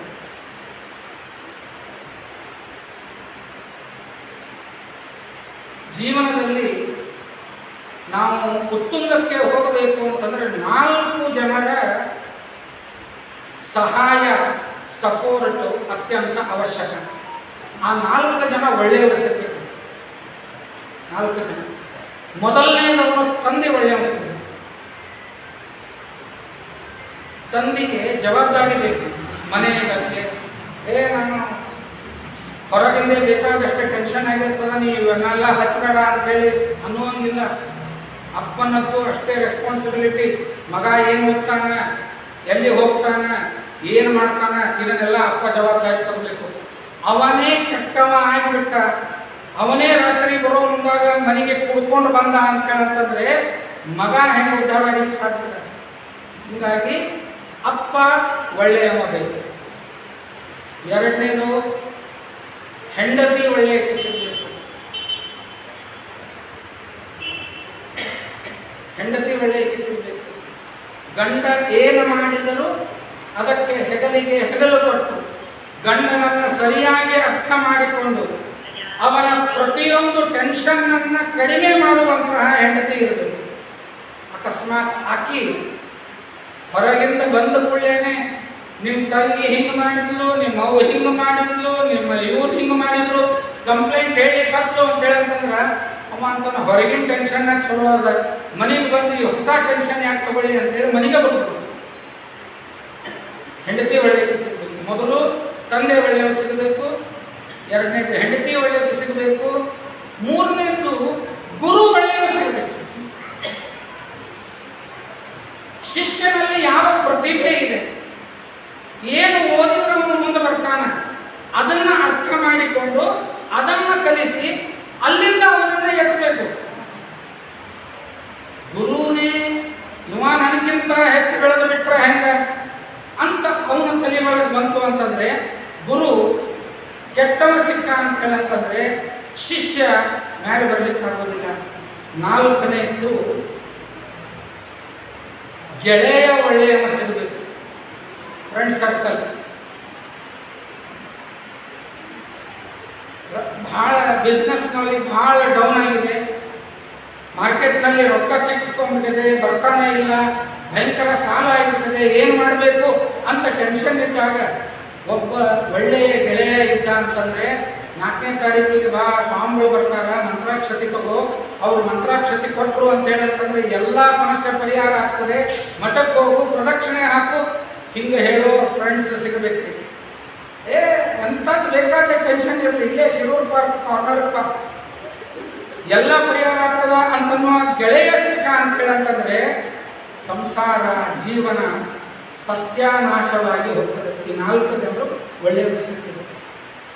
ಆಚಾರ ನಾನು ನೋಡ್ಕೋತಾನೆ ಇದ್ದೆ, ಈ 4 ಮಂದಿ ಒಳಗೆ ಎಲ್ಲಾದರೂ ತಾಯಿಯ ಹೆಸರು ಬರ್ತದೇನು, ತಾಯಿಯ ಜಾಗ ಬರ್ತದೇನು ಅಂತ ಹೇಳಂತಂದರೆ ನಮ್ಮ ಸನಾತನ ಧರ್ಮ, ಸನಾತನ ಸಂಸ್ಕೃತಿ ಈ 4 ಜನರೊಳಗೆ ಒಳ್ಳೆಯವರು ಕೆಟ್ಟವರು ಆಗಬಹುದು, ಆದರೆ ತಾಯಿ ಮಾತ್ರ ಯಾವಾಗಲೂ ಒಳ್ಳೆಯಕಿದೆ ಇರ್ತಾರೆ. ಪುತ್ರೋ ಜಾಯತೆ ಕ್ವಚಿದಪಿ ಮಾತಾನ ಭವತಿ, ಕೆಟ್ಟಕ್ಕೆ ಆಗೋದಿಲ್ಲ. ತಾಯಿಯ ಪಾತ್ರ ಅಷ್ಟು ಮಹತ್ವದ್ದಿರ್ತದೆ. ಕುಂತಿ ಬಹುಶಃ ಕುಂತಿ ಅನುಭವಿಸಿದಷ್ಟು ಇವತ್ತಿನ ಕಾಲದಲ್ಲಿ ಬೇರೆ ಯಾರೂ ಅನುಭವಿಸ್ಲಿಕ್ಕೆ ಸಾಧ್ಯ ಇಲ್ಲ. ಕುಂತಿ ಶೂರಸೇನನ ಮಗಳು, ಕೃಷ್ಣನ ಸೋದರತೆ. ಇವಳಿಗೆ ಶೂರಸೇನ ನಾಮಕರಣವನ್ನು ಮಾಡುವಾಗ ಪೃಥಾದೇವಿ ಅಂತ ನಾಮಕರಣ ಮಾಡಿದ್ದಾರೆ. ಕುಂತಿ ಆಮೇಲೆ ಬಂದದ್ದು ಹೆಸರು. ಕುಂತಿ ಅಂತ ಯಾಕೆ ಹೆಸರು ಬಂತು ಅಂತಂದರೆ 4ನೇ ವಯಸ್ಸು ಇವಳಿಗೆ. ಆ 4ನೇ ವಯಸ್ಸಿನಲ್ಲಿ ಈ ಶೂರಸೇನನ ಆಪ್ತ ಮಿತ್ರ ಕುಂತಿ ಭೋಜರಾಜ, ಅವನಿಗೆ ಮಕ್ಕಳಾಗಿರಲಿಲ್ಲ. ಮಕ್ಕಳಾಗದೇ ಇದ್ದಾಗ ಈ ಶೂರಸೇನನ ಹತ್ರ ಬಂದು ನನಗೆ ಒಂದು ಕೂಸನ್ನ ದತ್ತಕ್ಕೆ ಕೊಡು ಅಂತ ಕೇಳ್ತಾನೆ. ಅವಶ್ಯವಾಗಿ ಆಗಲಿ. ನಿನಗೆ ಯಾವ ಕೂಸು ಬೇಕೋ ದತ್ತಕ್ಕೆ ತಗೋ ಅಂತ ಹೇಳಿದ. ಎಷ್ಟಿದ್ವು ಕೂಸು? ಅದಕ್ಕೆ ಮಹಾಭಾರತನೇ ಹೇಳ್ತದೆ, ವಸುದೇವನನ್ನು ಹೊರತುಪಡಿಸಿ 9 ಜನ ಅಣ್ತಮ್ಮಂದ್ರು, ಗಂಡು ಮಕ್ಕಳು, ಗಂಡಸ ಮಕ್ಕಳು ಶೂರಸೇನನಿಗೆ. 4 ಜನ ಈ ಪೃಥ್ವಾಗ ತಂಗಿಯರಿದ್ರು. ಒಟ್ಟಿಗೆ 15 ಜನ ಮಕ್ಕಳು. ಈ 15 ಜನ ಮಕ್ಕಳಲ್ಲಿ ನಿನಗೆ ಅವಾಗಿದ್ದಂತಹ 3-4 ಜನರಲ್ಲಿ ನಿನಗೆ ಯಾವ ಬೇಕು ಕೂಸು ಆ ಕೂಸನ್ನು ಆರಿಸಿಕೋ ಅಂತ ಹೇಳಿದಾಗ ಆಶ್ಚರ್ಯಕರವಾಗಿ ಈ ಕುಂತಿಭೋಜ ರಾಜ ಆರಿಸಿಕೊಂಡದ್ದು ಯಾವ ಗಂಡು ಕೂಸನ್ನು ಆರಿಸ್ಕೊಳ್ಳಿಲ್ಲ, ಹೆಣ್ಣು ಕೂಸನ್ನು ಆರಿಸ್ಕೊಳ್ಳಿಲ್ಲ. ಗಂಡು ಕೂಸರು ಗಂಡ ಬಹಳ ಕಡೆಗೆ ಎಲ್ಲ ಕಡೆಗೂ ಗಂಡು ಬೇಕು ಗಂಡು ಬೇಕು ಗಂಡು ಬೇಕು, ಅಪುತ್ರಸ್ಯ ಗತಿರ್ನಾಸ್ತಿ, ಇವೆಲ್ಲ ಮಾತುಗಳನ್ನು ನಾವು ಕೇಳಿ ನೋಡ್ತೇವೆ. ಗಂಡಸ ಮಕ್ಕಳು ಬೇಕು. ಆದರೆ ಹೆಣ್ಣು ಮಕ್ಕಳು ಇದ್ದಾಗ ತಾಯಂದರಿಗೆ ಏನು ಒಂದು ಸೆಕ್ಯೂರಿಟಿ ಫೀಲ್ ಇರ್ತದೋ, ಗಂಡಸು ಮಕ್ಕಳು ಇದ್ದಾಗ ಆ ತಾಯಂದರಿಗೆ ಆ ಸೆಕ್ಯೂರಿಟಿ ಫೀಲಿಂಗ್ ಇರುವುದು. ಗಂಡಸು ಮಕ್ಕಳಕ್ಕಿಂತ ಹೆಣ್ಮಕ್ಳ ಮೇಲೆ ಬಹಳ ಕಸಲಾಟೆ ಇದೆ. ಹೆಣ್ಮಕ್ಳಿಗೂ ಹಾಗೆ, ಹೆಣ್ಮಕ್ಳಿಗೂ ಹಾಗೆ. ತಾಯಿ ಅಂತಂದ್ರೆ ಮುಗಿದು ಹೋಗುದು. ಅದಕ್ಕೆ ತವರು ಎಲ್ಲಿವರೆಗೆ ಅಂತಂದ್ರೆ ತಾಯಿ ಇರೋ ತನಕ ತವರು. ಅಪ್ಪ ಪ್ರೀತಿ ಮಾಡೋದಿಲ್ಲ ಅಂತಲ್ಲ, ಅಣ್ಣ ತಮ್ಮಂದ್ರ ಪ್ರೀತಿ ಮಾಡೋದಿಲ್ಲ ಅಂತಲ್ಲ, ಆದರೆ ತಾಯಿ ತಾಯಿ ಬೇಕು. ತಾಯಿ ತೀರಿದ ಮೇಲೆ ತವರಾಸೆ, ಬಾಯಿ ನಾಡಿದ ಮೇಲೆ ಏಕಾಂತವೇ ಅಂತ ವಾದರಾಜ ಸರ್ವಕುಮಾರು ಹೇಳ್ತಾರೆ.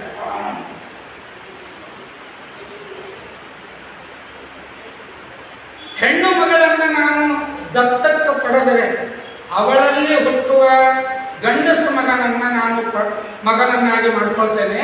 ಹೀಗಾಗಿ ನನ್ನ ವಂಶವೂ ಬೆಳೆಯುತ್ತದೆ, ನನಗೆ ಮಕ್ಕಳಿಲ್ಲ ಅಂತನ್ನುವ ಕೊರತೆಯೂ ನೀಡುತ್ತದೆ ಅಂತ ಪೃಥಾನ್ನು ತಗೊಂಡ, ಪೃಥಾದೇವಿಯನ್ನು ದತ್ತಕ್ಕೆ ತಗೊಂಡ. ಎಲ್ಲೋ ಒಂದು ಕಡೆಗೆ ಓದ್ತಾ ಇದೆ, ಇವತ್ತಿನ ದಿವಸ ಹೆಣ್ಣು ಹುಟ್ಟು ಅಂತ ಹೇಳಂತಂದ್ರೆ ಏನು ಟೆನ್ಷನ್ ಆಗ್ತದೆ ಅವರಿಗೆ. ಅಯ್ಯೋ ಹೆಣ್ಣ ಅಂತ ಹೇಳ್ತಾರೆ.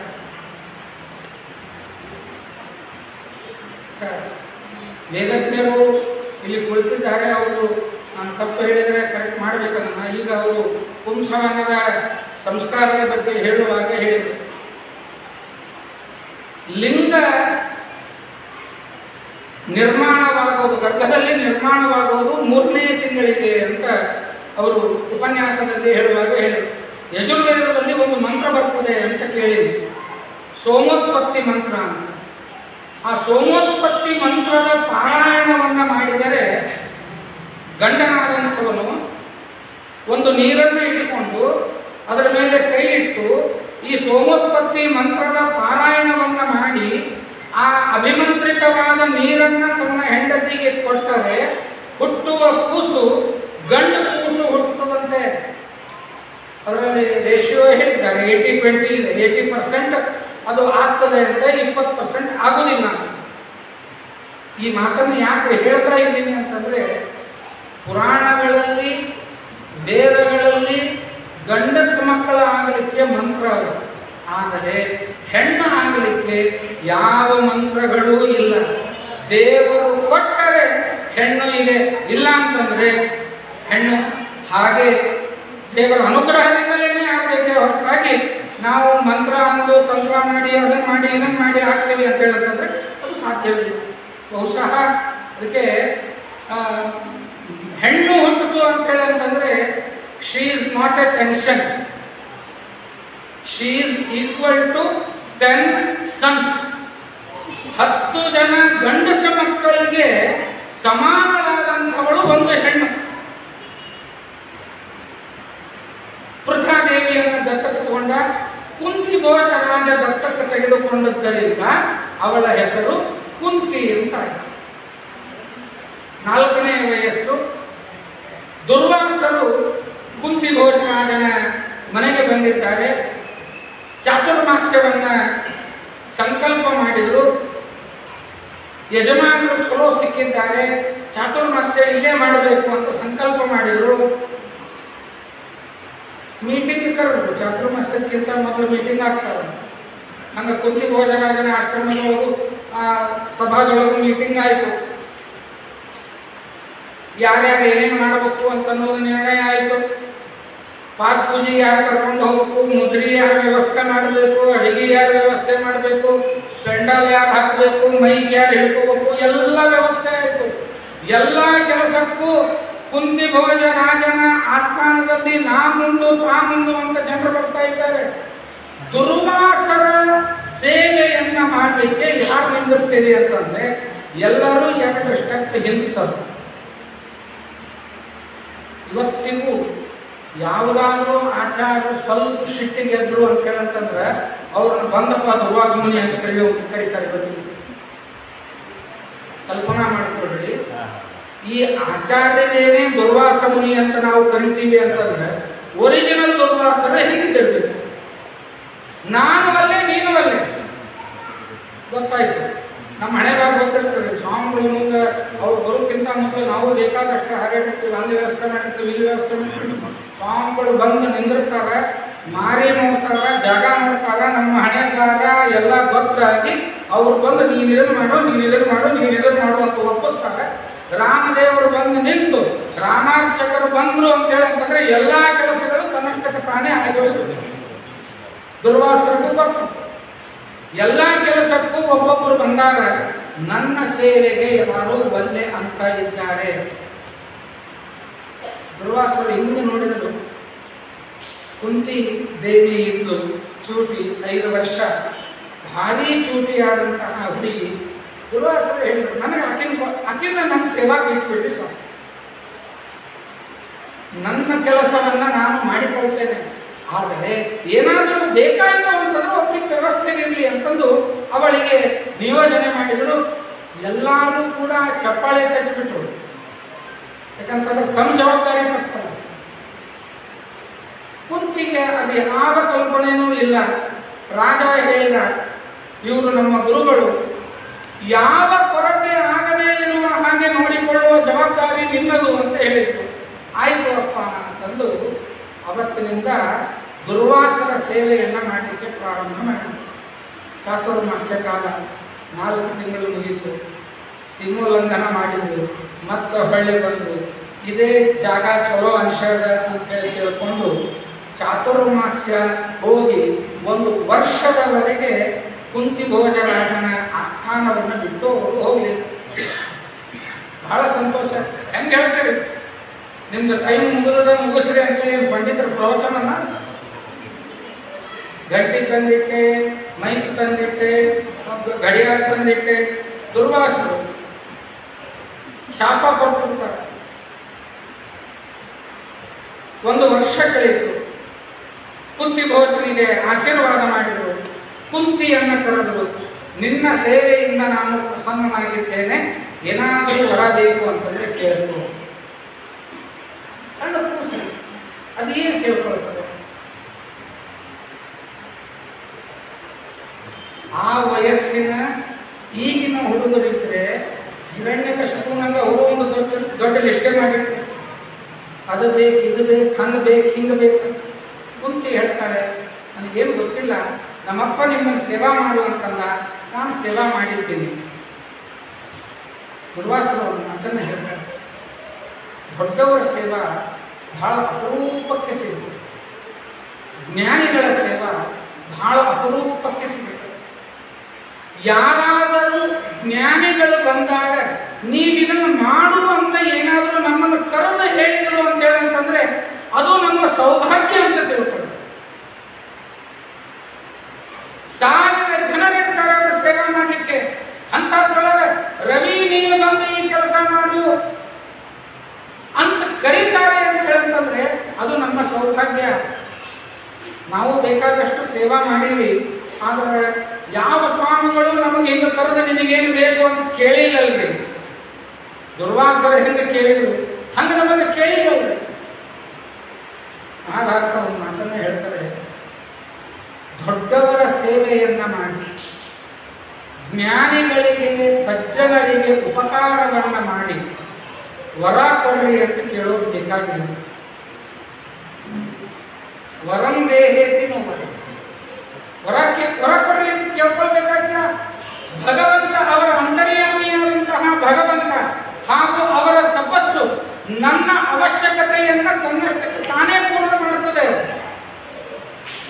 ಅದೇ ರೀತಿಯಾಗಿ ಸಜ್ಜನರಿಗೆ ಕೆಡಕನ್ನು ಉಂಟು ಮಾಡಿ ಶಾಪಂ ದೇಹೇತಿ ನೋವದೆ, ನಾನು ನಿಮಗೆ ಅಪರಾಧವನ್ನು ಮಾಡೀನಿ, ನಿಮಗೆ ಅವಮಾನವನ್ನು ಮಾಡೀನಿ, ನನಗೆ ಶಾಪ ಕೊಡ್ರಿ ಅಂತ ಕೇಳ್ಕೊಳ್ಳೋದು ಬೇಕಾಗಿಲ್ಲ. ಒಳ್ಳೆಯವರಿಗೆ ಕೆಟ್ಟದ್ದನ್ನು ಮಾಡಿದರೆ ಶಾಪ ತನ್ನಷ್ಟಕ್ಕೆ ತಾನೇ ಹತ್ತುತ್ತದೆ. ಸಜ್ಜನರಿಗೆ ಒಳ್ಳೆಯದನ್ನು ಮಾಡಿದರೆ ವರ ತನ್ನಷ್ಟಕ್ಕೆ ತಾನೇ ಸಿಗುತ್ತದೆ. ಕುಂತಿಗೆ ಏನು ಕೇಳಬೇಕು ಅಂತ ಇದ್ದಿದ್ದಿಲ್ಲ. ದುರ್ವಾಸರೇ ಕರೆದು ಅನುಗ್ರಹವನ್ನು ಮಾಡಿ ಒಂದು ಮಂತ್ರೋಪದೇಶವನ್ನು ಮಾಡಿದರು. ಮಂತ್ರೋಪದೇಶದಲ್ಲಿ ಹೇಳಿದರು, ಯಾವಾಗ ಈ ಮಂತ್ರ ಬೆಳಗ್ಗೆ ಅನ್ನಬೇಕು, ಮಧ್ಯಾಹ್ನ ಅನ್ನಬೇಕು, ರಾತ್ರಿ ಇರಬೇಕು. ದುರ್ವಾಸರ ಹೇಳ್ತಾರೆ, ಈ ಮಂತ್ರ ಸಾಮಾನ್ಯವಾದ ಮಂತ್ರ ಅಲ್ಲ, ಇದು ದೇವತೆ, ಯಾವ ದೇವತೆಗಳನ್ನು ಪ್ರಾರ್ಥಿಸಿ ನೀನು ಈ ಮಂತ್ರವನ್ನು ಹೇಳ್ತೀಯೋ ಆ ದೇವರು ಪ್ರತ್ಯಕ್ಷವಾಗಿ ಬಂದು ನಿನಗೆ ಮಕ್ಕಳನ್ನು ಕೊಟ್ಟು ಹೋಗ್ತಾರೆ. ಹೌದಾ? ದುರ್ವಾಸರು ಆಶೀರ್ವಾದ ಮಾಡಿದ್ರು, ಹೌದು. ಈ ವರ ಸಿಕ್ಕ ಮೇಲೆ ಸಣ್ಣ ವಯಸ್ಸು, ಇವಳಿಗೆ ಖಾಲಿ ಕೂಡಾಗಿಲ್ಲ. ಈ ಕೆಲವೊಮ್ಮೆ ಹೇಳ್ತಾರೆ ನೋಡಿ, ಮೊಬೈಲ್ ಹೊಸಾದ ತಗೊಂಡ್ವಿ ಅಂತ ಹೇಳತ್ತಂದ್ರೆ, ಅಥವಾ ಎಲೆಕ್ಟ್ರಿಕ್ ಗಾಡಿ ಹೊಸಾದ ತಗೊಂಡ್ವಿ ಅಂತ ಹೇಳತ್ತಂದ್ರೆ 80% ಚಾರ್ಜ್ ಮಾಡಿದ ಮೇಲೇ ಇದನ್ನು ಯೂಸ್ ಮಾಡಬೇಕು. ಅಲ್ಲಿ ತನಕ ಹೊಸ ಫೋನು ಡಿಸ್ಚಾರ್ಜ್ ಮಾಡಬೇಡ್ರಿ, ಪಿನ್ ತೆಗಿಬೇಡ್ರಿ ಅಂತಿರ್ತಾರೆ. ನಮಗೆ 20-30% ಆಯಿತು ಅಂತ ಹೇಳ್ತಂದ್ರೆ ತಡ್ಕೊಳ್ಳಿಕ್ಕಾಗೋದಿಲ್ಲ ರೀ. ಅದನ್ನು ತೆಗೆದು ಸಿಮ್ ಹಾಕಿ ಎಲ್ಲ ನಂಬರ್ಗಳನ್ನು ಹಾಕಿ ಯಾರಿಗೆ ಫೋನ್ ಮಾಡಬೇಕು ಮಾಡ್ಬಿಡ್ತದೆ. ಅದು ಕ್ಯೂರಿಯಾಸಿಟಿ, ಆ ಕ್ರೇಜ್ ಇರ್ತದೆ. ಕುಂತಿ ದೇವಿಗೆ ಮಂತ್ರ ಕೊಟ್ಟು ಹೋಗ್ಯಾರ, ಉಪದೇಶ ಮಾಡಿದ್ದಾರೆ. ಆ ಮಂತ್ರ ಕೆಲಸ ಮಾಡ್ತದೋ ಇಲ್ಲ ನೋಡ್ಬೇಕಲ್ಲ. ಮಂತ್ರ ಅಂದು ಯಾವ ದೇವರನ್ನು ಕರೀಲಿ ಅಂತ ನೋಡಿದ್ದು, ಎದುರಿಗೆ ಕಾಣುವಂತಹ ದೇವತೆಗಳಲ್ಲಿ ಸೂರ್ಯ ಕಂಡ. ಸೂರ್ಯನೇ ಈ ಮಂತ್ರದಿಂದ ಬಂದು ನನಗೆ ಮಗನನ್ನು ಕೊಡಲಿ. ಆಯ್ತು, ಬ್ರಾಹ್ಮಣರ ಮಾತು, ದುರ್ವಾಸರ ಮಾತು ಸುಳ್ಳಾಗಲಿಲ್ಲ. ಸೂರ್ಯ ಬಂದ, ಮಗುವನ್ನು ಕೊಟ್ಟ. ಅಕ್ಕಿ ಏನೋ ಕಟಗಿ ಬೊಂಬಿಯೊಳಗೆ ಆಡುವಂತಹ ಕುಂತಿ ಒಂದು ಚಲೋ ಕೂಸು ಬರ್ತದೆ, ಆ ಕೂಸಿನ ಜೊತೆಗೆ ಆಟ ಆಡ್ಲಿಕ್ಕೆ ಆಗ್ತದೆ ಅಂತ ಚಿಂತನೆ ಮಾಡಿದ್ಲೆ ಹೊರತಾಗಿ ತನಗೇ ಮಕ್ಕಳಾಗ್ತದೆ ಅಂತ ಅವಳು ಅಂದ್ಕೊಂಡಿರ್ಲಿಲ್ಲ. ಎಲ್ಲರಿಗೂ ಹಿಂಗೆ ರೀ, ಬಾಜು ಮನೆ ಮಕ್ಕಳು ಚಲೋ ಅನ್ನಿಸ್ತಾವ, ನಮ್ಮ ಮನೆ ಮಕ್ಕಳು ಅಂತ ಹೇಳಿದ್ರೆ ಮಾರಿ ಮಾರಿ ತಿಳಿತಾವ. ಇನ್ನೊಬ್ಬರು ಮನೆ ಕೂಸಿರ್ತಂದ್ರೆ ಕರ್ಕೊಂಡ್ಬರೋದು, ಆಟ ಆಡ್ಸೋದು, ಅಡ್ಡಾಡ್ಸೋದು, ಹಳಿ ಬಿಟ್ಟು ಬಂದ್ರೆ ಮುಗಿದೋಗ್ತದೆ. ನಮ್ಮದೇ ಇತ್ತಂದ್ರೆ ಏನು ಅಂಟಿಕೆ ಪೀಳಿ ಇತ್ತಂದ್ರೆ ನೋಡಿ ನಮ್ಮನ್ನು ಬಿಡೋದೇ ಇಲ್ಲ, ಬೈಕೊಟ್ಟು ನಾವು. ಕುಂತಿ ನನಗೆ ಆಟಿಗೆ ಸಾಮಾನ ರೀತಿಯಲ್ಲಿ ಒಂದು ಕೂಸು ಸಿಗ್ತದೆ ಅಂತ ಅನ್ಕೊಂಡಿದ್ದು. ಆದರೆ ತಾನು ಗರ್ಭಿಣಿಯಾಯಿತು, ತನಗೆ ಒಂದು ಕೂಸು ಬಂತು. ಕುಂತಿ ಭೋಜರಾಜನಿಗೆ ಹೇಳ್ತಾ ಇದ್ದಾಳೆ, ಇದು ಇದರಲ್ಲಿ ಯಾವುದೂ ನನ್ನ ತಪ್ಪಿಲ್ಲ. ದುರ್ವಾಸರು ಅನುಗ್ರಹ ಮಾಡಿದರು, ಮಂತ್ರದ ಪ್ರಯೋಗವನ್ನು ಮಾಡಿದೆ, ಒಂದು ಕೂಸು ಸಿಕ್ಕಿತು. ಕುಂತಿ ಭೋಜರಾಜ ಹೇಳ್ತಾನೆ, ಎಂಥ ಅನಾಹುತ ಮಾಡ್ಕೊಂಡ್ಬಿಟ್ಟು. ಊರು ಹೊರಗೆ ಒಂದು ಫಾರ್ಮ್ ಹೌಸಿನಲ್ಲಿ 9 ತಿಂಗಳವರೆಗೆ ಕುಂತಿಯನ್ನು ಇಟ್ಟು ಪ್ರಸವವಾದ ಮೇಲೆ ಕುಂತಿ ಭೋಜರಾಜ ತನ್ನ ಮಡದಿಯ ಸಹಿತವಾಗಿ ಅಲ್ಲಿ ಹೋಗ್ತಾನೆ, ಕೂಸನ್ನು ನೋಡ್ತಾನೆ. ಅಮೋಘವಾದಂತಹ ಕೂಸು, ನಿಶ್ಚಿತವಾಗಿ ನೋಡ್ತಿದ್ದಂಗೆ ಅನ್ನಿಸ್ತು ಇದು ಸಾಮಾನ್ಯವಾದ ಕೂಸಲ್ಲ. ಹುಟ್ಟಿದಾಗಲೇನೆ ಕವಚ ಕುಂಡಲಗಳನ್ನು ಧಾರಣ ಮಾಡಿಕೊಂಡು ಬಂದಂತಹ ಕೂಸು. ಸೂರ್ಯನೇ ಬಂದಿದ್ದಾನೆ, ಕಲ್ಪನಾ ಬಂತು.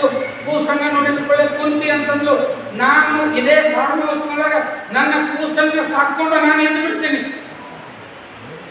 ನನಗೆ ಜಗತ್ತಿನ ಯಾವ ವ್ಯಾಪಾರಗಳು ಬೇಕಾಗಿಲ್ಲ.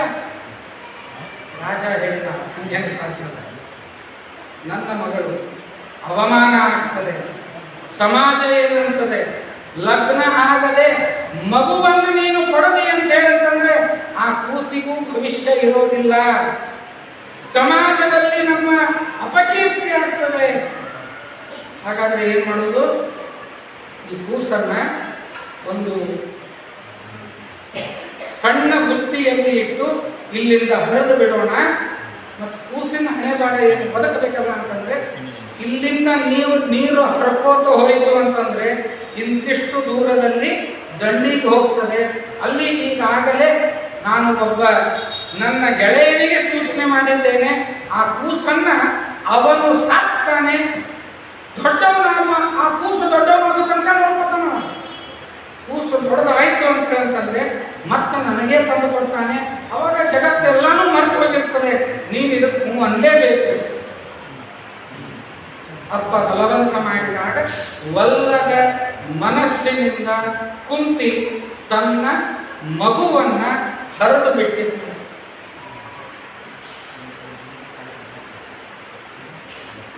ಸೂರ್ಯಗ್ರಹಣ, ಚಂದ್ರಗ್ರಹಣ ಇವುಗಳನ್ನು ನಾವು ನೋಡ್ತೀವಿ. ರಾಹು, ಕೇತು, ಶನಿ ಸಿಕ್ಕಾಪಟ್ಟೆ ಕಾಡ್ತಾರೆ. ಗ್ರಹಣ ಬಂತು ಅಂತ ಹೇಳಂತಂದ್ರೆ ಯಾವ ನಕ್ಷತ್ರದ ಮೇಲೆ ಗ್ರಹಣ ಆಗ್ತದೆ ಅದನ್ನು ನೋಡಿ ನಾವು ಒದ್ದಾಡ್ತೇವೆ. ನಿನ್ನೆ ಪಂಚಾಂಗಗಳನ್ನು ನೋಡಿದ್ರೆ ಈ ವರ್ಷ 2 ಗ್ರಹಣಗಳು ಇವೆ ಅಂತ ಹೇಳಿ. ರಾಹು ಕೇತುಗಳು ಹಿಡ್ಕೊಂಡು ಅಂತ ಹೇಳಂತಂದ್ರೆ ಬಿಡ್ಲಾರ್ದಂಗೆ ಹಿಡ್ಕೊತಾರೆ. ಅದರಾಗ ಶನಿ ಒಬ್ಬವ ನಮ್ಮನ್ನು ನೋಡ್ಲಿಕ್ಕಂತ ಅಂತ ಹೇಳಂತಂದ್ರೆ ಯಾವ ಏಳಿಗೆಯೂ ಆಗೋದಿಲ್ಲ. ಈ 7.5 7.5 ವರ್ಷ ಇರುವ ಶನಿ 7.5 ವರ್ಷ ಆದ್ಮೇಲೆ ಬಿಡಬಹುದು. ಆದರೆ ಕುಂತಿಗೆ ಅಂಟುಕೊಂಡದ್ದು ಸೂರ್ಯ. ಈಗ ಶನಿ ಕಾಟ ಅಂತ ಹೇಳ್ತೀವಲ್ಲ, ಹಂಗ ಸೂರ್ಯನ ಕಾಟ ಕುಂತಿಗೆ. ಸೂರ್ಯನನ್ನ ನಾನು ಯಾಕಾದ್ರೂ ಕೊಟ್ಟನೋ ಏನೋ, ಸೂರ್ಯ ಯಾಕಾದ್ರೂ ನನಗೆ ಮಗನನ್ನ ಕೊಟ್ಟನೋ ಏನೋ, ಆ ಕೂಸು ಈಗ ಎಲ್ಲಿ ಬೆಳೀತಾ ಇದೆಯೋ ಏನೋ, ಇದೇ ಕೊರಗು ಅವಳಿಗೆ ಹಿಡಿದ ಗ್ರಹಣ ಇಡೀ ಜೀವನ. ಸ್ವಲ್ಪ ವರ್ಷಗಳು ಕಳೆದು ಸ್ವಯಂವರದ ಘೋಷಣೆಯನ್ನ ಮಾಡ್ತಾರೆ. ಕುಂತು ಹೋಗರಾದ್ರೆ ಎಷ್ಟೊತ್ತಿದೆ ನೋಡೋದು. ಆದ್ರೆ ಏನ್ ಮಾಡೋದು? ಹೆಣ್ಣು ಹೆತ್ತಿದ್ದೇನೆ, ಅವಳು ಏನೋ ಇಂತಹ ಒಂದು ಅವಘಡವನ್ನು ಮಾಡಿಕೊಂಡಿದ್ದಾಳೆ, ಅದಕ್ಕಾಗಿ ನಾನು ಅವಳ ಜೀವನವನ್ನು ಸುಧಾರಿಸಬೇಕು ಅಂತ ಮೊದಲು ಆದ ಎಲ್ಲ ಘಟನೆಗಳನ್ನು ಮುಚ್ಚಿಟ್ಟು ತಂದೆಯಾದಂಥವನು ತನ್ನ ಮಗಳಿಗೆ ಸ್ವಯಂವರದ ಯೋಜನೆಯನ್ನು ಮಾಡ್ತಾನೆ. ವಾಸ್ತವಿಕವಾಗಿ ಕುಂತಿ ಅದನ್ನು ಒಪ್ಪಲಿಲ್ಲ. ಇದು ಅನೈತಿಕ, ನಾನು ಮಾಡಿಕೊಳ್ಳುವುದಿಲ್ಲ ಅಂತ ಹೇಳಿದಾಗ ದುರ್ವಾಸರು ಕೊಟ್ಟ ವರವನ್ನ ನೆನಪಿಸ್ತಾನೆ ಕುಂತಿಭೋಜ. ನಿನ್ನ ಹೊಟ್ಟೆಯಲ್ಲಿ ಚಕ್ರವರ್ತಿಗಳು ಹುಟ್ಟುತ್ತಾರೆ. ವರ ಕೊಟ್ಟಿದ್ರು, ಈ ಮಂತ್ರದಿಂದ ನೀನು ಯಾರನ್ನೇ ಕರಿ, ಅವರು ಬರ್ತಾರೆ, ಅವ್ರ ಮುಂದೆ ಚಕ್ರವರ್ತಿಗಳಾಗ್ತಾರೆ. ಆ ಆಸೆ ಇತ್ತು ಕುಂತಿಭೋಜನಿಗೆ. ನನ್ನ ಮಕ್ಕಳು ಮೊಮ್ಮಕ್ಕಳು ಚಕ್ರವರ್ತಿಗಳಾಗಬೇಕು ಅನ್ನುವ ಆಸೆ ಇತ್ತು. ಬಲವಂತ ಮಾಡಿದ, ನಿನ್ನ ಮಕ್ಕಳು ಚಕ್ರವರ್ತಿಗಳಾಗ್ತಾರೆ, ನೀನು ಈ ಕೆಲಸಕ್ಕೆ ಮುಂದೆ ಬರಬೇಕು ಅಂತ ಹೇಳಿದಾಗ ಅವಾಗಿನೂ ಆಕೆ ಒಂದು ಸುದ್ದಿ ಬಂದಿತ್ತು. ಧೃತರಾಷ್ಟ್ರನ ವಿವಾಹ ಆಗಿತ್ತು. ಧೃತರಾಷ್ಟ್ರ ಜಾತ್ಯ ಕುರುಡ, ಅವನ ವಿವಾಹ ಗಾಂಧಾರಿಯ ಜೊತೆಗೆ ಆಗಿ ಗಾಂಧಾರಿ ಕೂಡ ತನ್ನ ಹೆಣ್ಣನ್ನು ಕಟ್ಕೊಂಡಿದ್ದವಳು. ಅವಾಗ ಕುಂತಿ ಮಹಾಭಾರತ ಹೇಳ್ತಾರೆ, ಕುಂತಿ ಆಶ್ಚರ್ಯಪಟ್ಟಂತೆ, ಏನು ರೊಕ್ಕದ ಮಹಿಮಾ ಇದು, ಕುರುಡ ಅಂತ ಗೊತ್ತಿದ್ರು ಲಗ್ನ ಆಗ್ತದೆ ಅಂತ ಹೇಳಂತಂದ್ರೆ ಗಂಡ ಹೆಂಗಿದ್ದಾನ ಅಂತ ಅನ್ನೋದಕ್ಕಿಂತ ಎಷ್ಟು ಗಳಿಸ್ತಾನ ಅಂತ ಅನ್ನೋದು ಮಹತ್ವ ಆಗ್ತದೆ. ಎಷ್ಟು ಸಂಪತ್ತು ಉಳ್ಳವನು, ಅವನು ಕುಲವೇ ಎಂಥದ್ದು, ಇವು ಎಲ್ಲವೂ ನೋಡ್ತಾರೆ ಹೊರತಾಗಿ ಗುಣಗಳನ್ನು ನೋಡೋದಿಲ್ಲ. ಅದಕ್ಕೆ ನಮ್ಮಪ್ಪ ಬಹುಶಃ ನನಗೂ ಅಂಥದ್ದೇ ಒಂದು ಯಾವುದಾದ್ರೂ ವರವನ್ನು ತರಬಹುದು ಅನ್ಕೊಂಡಿದ್ದ. ಪಾಂಡುರಾಜನ ಜೊತೆಗೆ ಕುಂತಿಯ ವಿವಾಹ ಆಗ್ತಾ ಇದೆ. ಬಾಲ್ಯದಲ್ಲಿ ಯಾವ ಸುಖವನ್ನು ಅನುಭವಿಸಲಿಲ್ಲ ಕುಂತಿ. ವಿವಾಹ ಆಯಿತು, ಪಾಂಡುರಾಜನ ಜೊತೆಗೆ ವಿವಾಹ ಆಗಿ ಅವನ ಜೊತೆಗೆ ಸುಖವಾಗಿ ಇರಬೇಕು, ಇನ್ನೇನು ಸುಖ ಪ್ರಾರಂಭ ಆಗಬೇಕು ಅನ್ನಷ್ಟೊತ್ತಿಗೆ ಪಾಂಡುರಾಜ ಒಂದು ದಿವಸ ಕಾಡಿಗೆ ಬೇಟೆಯಾಡಲಿಕ್ಕೆ ಹೋಗಿದ್ದಾನೆ. ಕಿನ್ನಮ ಅಂತನ್ನುವ ಒಬ್ಬ ಋಷಿ, ಇವನು ಜಿಂಕೆಯ ವೇಷವನ್ನ ಹಾಕಿಕೊಂಡು ತನ್ನ ಹೆಂಡತಿಯ ಜೊತೆಗೆ ವಿಹಾರವನ್ನು ಮಾಡ್ತಾನೆ.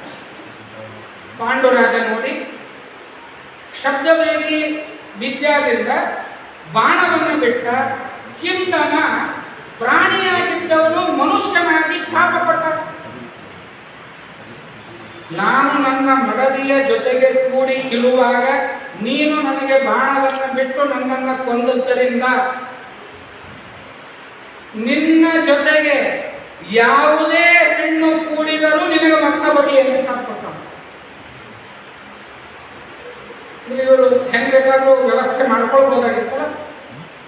ನಿನ್ನ ಮಡದಿಯ ಜೊತೆಗೆ ನೀನು ಕೂಡಿರಿ ಅಂತ ಹೇಳಿದ್ರೆ ನಿನಗೆ ಮರಣ ಬರಲಿದೆ ಅಂತ ಶಾಪ ಕೊಟ್ಟಿಲ್ಲ ಕಿನ್ನಮರು. ನೀನು ಯಾವುದೇ ಹೆಣ್ಣಿನ ಜೊತೆಗೆ ಗಮನ ಮಾಡಿದಿ ಅಂತ ಹೇಳಂತಂದ್ರೆ ನಿನಗೆ ಮರಣ ಬರ್ತದೆ. ಕಾಡಿನಿಂದ ಬಂದ ಕುಂತಿಗೆ ಹೇಳಿದ, ಇನ್ನು ನಮ್ಮ ಸಂಸಾರ ಇಲ್ಲಿಗೆ ಮುಗೀತು, ಇನ್ನು ನಾನು ವಾನಪ್ರಸ್ಥವನ್ನು ಸ್ವೀಕಾರ ಮಾಡುವ ಕಾಲ ಬಂದು 60 ವರ್ಷ ಆಗಿದ್ದೇವೆ. 60 ವರ್ಷ ಆದಮೇಲೆ ವಾನಪ್ರಸ್ಥಾಶ್ರಮಕ್ಕೆ ಹೋಗ್ಬೇಕು. 60 ವರ್ಷ ಆಗಿದ್ದಿಲ್ಲ. ಕುಂತಿ ಅಂದು ನನಗೆ ಸಣ್ಣಕ್ಕಿದ್ದಾಗಿ ನನಗೆ ಕಷ್ಟಪಡೋದು ಗೊತ್ತದ, ಹೀಗಾಗಿ ನೀವು ಕಾಡಿಗೆ ಕರ್ಕೊಂಡು ಹೋದ್ರೆ ಮಾಡ್ರಿ, ಕಾಡಿಗೆ ಬರ್ತೀನಿ ಅಂತಂದು. ಆಕಿನ ತಲೆ ಒಳಗೇನು ಕಾಡಿನೊಳಗಾದರೂ ಸುಖವಾಗಿ ಇರಬಹುದು ಅಂತ. ಕಾಡಿನೊಳಗೂ ಸುಖವಾಗಿ ಇರಲಿಕ್ಕಾಗಲಿಲ್ಲ. ಆ ಶಾಪದ ವೃತ್ತಾಂತವನ್ನು ಪಾಂಡುರಾಜ ಅವಳಿಗೆ ಹೇಳಿದ. ಅವತ್ತಿನಿಂದ ಕುಂತಿ ಗಂಡನ ಸೇವೆಯನ್ನು ಮಾಡ್ತಿದ್ದೆ ಹೊರತಾಗಿ ಅವಳಲ್ಲಿ ಯಾವ ಆಸೆಗಳು ಇರಲಿಲ್ಲ. ಮೊದಲು ಕನ್ಯಾ ಇದ್ದಾಗನೇ ಮಗನನ್ನು ಪಡೆದು ಅಲ್ಲಿಯೂ ಸುಖ ಸಿಗಲಿಲ್ಲ. ವಿವಾಹ ಮಾಡಿಕೊಂಡು ಇನ್ನೇನು ಸುಖ ಪಡಬೇಕು ಅನ್ನೋದ್ರೊಳಗೆ ಅವಳು ಈ ಶಾಪಕ್ಕೆ ತನ್ನ ಗಂಡ ಗುರಿಯಾದ, ಅಲ್ಲಿಯೂ ಸುಖ ಇರಲಿಲ್ಲ. ಇದಕ್ಕೆ ಮೇಲೆ ಆಗಿ ಪಾಂಡುರಾಜ ಕರೆದು ಹೇಳ್ತಾನೆ, ನಾವು ಹಿಂಗೆ ಸಂತತಿಹೀನರಾಗಿ ಹೋದ್ರೆ ನಡೆಯೋದಿಲ್ಲ, ನಮಗೆ ಮಕ್ಕಳಾಗಬೇಕು, ನಿನಗೆ ವರ ಇದೆ ಅಂತ ನನಗೆ ಗೊತ್ತು, ದೇವತೆಗಳನ್ನು ಕರಿ ಮಕ್ಕಳನ್ನು ಪಡಿ. ಕ್ರಮವಾಗಿ 3 ಜನ ದೇವತೆಗಳನ್ನು ಕರೆದು 3 ಜನ ಮಕ್ಕಳನ್ನು ಪಡೆದು. ಇನ್ನೊಬ್ಬ ಮಡದಿ, ಪಾಂಡುರಾಜನ ಇನ್ನೊಬ್ಬ ಮಡದಿ ಮಾತ್ರಿ, ಅವಳು ಹೇಳ್ತಾಳೆ, ನಾವಿಬ್ರು ಸವತಿಯರು, ನಿನಗೆ ಮಕ್ಕಳಾದರು, ನನಗೆ ಮಕ್ಕಳಾಗಲಿಲ್ಲ ಅಂತಂದ್ರೆ ಪಾಂಡುರಾಜ ನಿನ್ನ ಮೇಲೆ ಮಾತ್ರ ಪ್ರೀತಿ ಮಾಡ್ತಾನೆ, ನನ್ನ ಮೇಲೂ ಪ್ರೀತಿ ಆಗಬೇಕು ಅಂತ ಹೇಳಂತಂದ್ರೆ ನಾನು ಒಂದು ಮಂತ್ರದ ಉಪದೇಶ ನನಗೆ ಮಾಡು, ನಾನು ಒಬ್ಬ ಮಗನನ್ನು ಕೊಡ್ಕೋತೀನಿ ಅಂತ. ಕುಂತಿ ಭಾಳ ಬಳೆಯದು ಅಷ್ಟೇ ಹೇಳಿದ್ರು, ಒಂದು ಸಲ ಉಪದೇಶ ಮಾಡ್ತೀನಿ, ಒಬ್ಬನೇ ದೇವರನ್ನು ಕರಿಬೇಕು, ಆಗ ನಿನಗೂ ಒಬ್ಬ ಮಗು ಆಗ್ತದೆ, ಹಂಗೆ ಆಗಲಿ ಅಂತಂದ್ರು. ಸ್ವಲ್ಪ ಬೆರಿಕಿದ್ದರು ಮಾಧುರಿ. ಅಶ್ವಿನಿ ದೇವತೆಗಳನ್ನು ಕರೀತಾರೆ. ಅಶ್ವಿನಿ ದೇವತೆಗಳು ಕೆಲವು ನಮ್ಮಲ್ಲಿ ಇರ್ತಾರೆ, ಅಂದರೆ ಒಬ್ಬರನ್ನ ಕರೆದು ಎಂದೂ ಬರುತ್ತೇನೆ, ಜೋಡಿನೇ ಎಲ್ಲಿ ಹೋದ್ರು ಅವ್ರನ್ನ ಅಶ್ವಿನಿ ದೇವತೆಗಳು. ಅವ್ರ ಮನೆಯಾಗ ನೀವು ಒಬ್ಬರ ಕರೀರಿ ಊಟಕ್ಕೆ, ನೀವು ಕರೀಲಿಲ್ಲ ಅಂತ ಅವ್ರೇನೂ ತಲೆ ಕೆಡಿಸ್ಕೊಳ್ಳೋದಿಲ್ಲ, ಅವರಿಬ್ರು ಕೂಡ ಬರೋದು. ಅವರು ಅಶ್ವಿನಿ ದೇವತೆಗಳು ಮಾತ್ರ. ಅಶ್ವಿನಿ ದೇವತೆಗಳನ್ನು ಪ್ರಾರ್ಥನೆ ಮಾಡಿತು, ಒಂದೇ ಸಲ ಮಂತ್ರ ಪ್ರಯೋಗ ಮಾಡಿದ್ರು, 2 ಮಕ್ಕಳು ಬಂದರು. ಹೀಗೆ 5 ಜನ ಮಕ್ಕಳು ಪಾಂಡುವಿಗೆ ಆಗದೆ ಒಂದು ದಿವಸ ಮಾತ್ರಿ ಪಾಂಡುವಿನ ಶೃಂಗವನ್ನು ಮಾಡ್ತಾ ಇರಬೇಕಾದಾಗ ದುರ್ವಾಸರ ಶಾಪದಿಂದಾಗಿ ಪಾಂಡು ಮರಣ ಹೊಂದಿದ. ಮಾತ್ರಿ ಸಹಗಮನವನ್ನು ಮಾಡಿದ್ದು. 5 ಜನ ಮಕ್ಕಳು. ವಿಧವೆಯಾದಂತಹ ಕುಂತಿ ಆ ಮಕ್ಕಳನ್ನು ಸಾಕುವ ಜವಾಬ್ದಾರಿ ಅವರಿಗೆ ಬಂತು. ಧೃತಿಗೆಡಲಿಲ್ಲ. ನಾವು ಅನ್ಕೊಳ್ತೀವಿ, ಸಣ್ಣ ವಯಸ್ಸಿಗೆ ಗಂಡ ಹೋಗ್ಬಿಟ್ಟ, ಮುಂದೆ ಜೀವನ ಹೆಂಗೆ ಮಾಡ್ಕೊಳ್ಳೋರು, ಏನೂ ತಲೆ ಕೆಡಿಸ್ಕೊಳ್ಳೋ ಕಾರಣ ಇಲ್ಲ. ಕುಂತಿಯನ್ನು ನೋಡ್ರಿ, ಧೈರ್ಯವನ್ನು ತಗೊಳ್ರಿ, ಯಾವುದೂ ನಿಂದಿರುವುದಿಲ್ಲ, ಯಾವುದೂ ನಿಂದಿರುವುದಿಲ್ಲ. ಏನು ಆಗಬೇಕೋ ಅದು ಹಾಗೇ ಆಗ್ತದೆ. ಗಂಡ ಇಲ್ಲ ಅಂತನ್ನುವುದು ಒಂದು ಉಳಿತದೆ ಹೊರತಾಗಿ ಯಾವುದೂ ನಿಂದಿರುವುದಿಲ್ಲ. ಡಿಪ್ರೆಷನ್ಗೆ ಹೋಗೋ ಕಾರಣ ಇಲ್ಲ, ಡಿಸ್ಕರೇಜ್ ಆಗೋ ಕಾರಣ ಇಲ್ಲ. ಕುಂತಿ ನೋಡ್ರಿ, ದಿಟ್ಟ ಮಹಿಳೆ, ಧೀರ ಮಹಿಳೆ. ಅಕ್ಕಿ ಹೇಳಿದ್ದು, ನನ್ನ ಮಕ್ಕಳು ನೀವು ನಿಮಗೆ ಒಂದು ಮೆಟ್ಟಿಗೆ ಹಚ್ಚೋ ತನಕ ನನ್ನ ಜವಾಬ್ದಾರಿ ಅಂತಂದು. ಇವತ್ತಿನ ದಿವಸ ಇಂತಹ ತಾಯಿಯರು, ಕುಂತಿ ಅಂತ ತಾಯಿಯರು ಎಷ್ಟು ಜನ ನೋಡ್ಲಿಕ್ಕೆ ಸಿಗ್ತಾರೆ.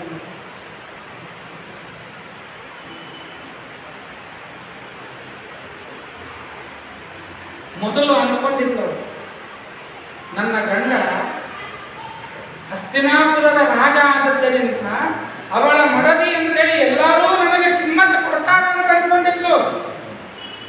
ಆದರೆ ಸಮಾಜ ಎಷ್ಟು ವಿಚಿತ್ರದಲ್ಲಿ, ಗಂಡ ಇದ್ದಾಗ ಏನು ಮರ್ಯಾದೆ ಇರ್ತದೋ ಗಂಡ ಒಮ್ಮೆ ಹೋದ ಅಂತ ಹೇಳಂತಂದ್ರೆ ಆ ಮರ್ಯಾದೆಯನ್ನು ಅವರಿಗೆ ಕೊಡುವುದಿಲ್ಲ. ಸಮಾಜ ಆ ಹೆಣ್ಣನ್ನು ನೋಡುವ ದೃಷ್ಟಿಯೇ ಬದಲು ಮಾಡ್ಕೊಳ್ತದೆ. ಬಾಯಿಗೆ ಬಂದಂಗ ಒಬ್ಬೊಬ್ರು ಒಂದೊಂದು ಮಾತಾಡ್ತಾರೆ.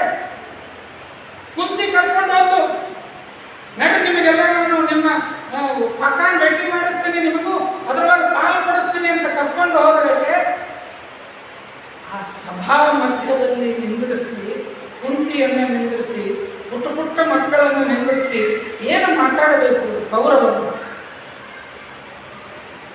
ಈ 5 ಜನ ನಿನ್ನ ಮಕ್ಕಳೇ ಅನ್ನೋದಕ್ಕೆ ಏನು ಗ್ಯಾರಂಟಿ ಅಂತ ಕೇಳ್ತಾರೆ. ಒಬ್ಬ ವಿಧವೆಗೆ ಕೇಳುವ ಮಾತ ಇದು. ಇಲ್ಲಿಂದ ಪಾಂಡುರಾಜನನ್ನ ಕರ್ಕೊಂಡು ಹೋಗೋ ಮುಂದಾಗ ನಿನಗೆ ಮಕ್ಕಳಿರಲಿಲ್ಲ, ಅಲ್ಲಿಂದ 5 ಮಂದಿನ ಕರ್ಕೊಂಡು ಬಂದಿ ಅಂತ ಹೇಳಂತಂದ್ರೆ ಯಾರಿಂದ ನೀನು ಮಕ್ಕಳು ಪಡೆದಿಲ್ಲೋ ಏನೋ ಅಂತ ಮಾತಾಡ್ತಾರೆ.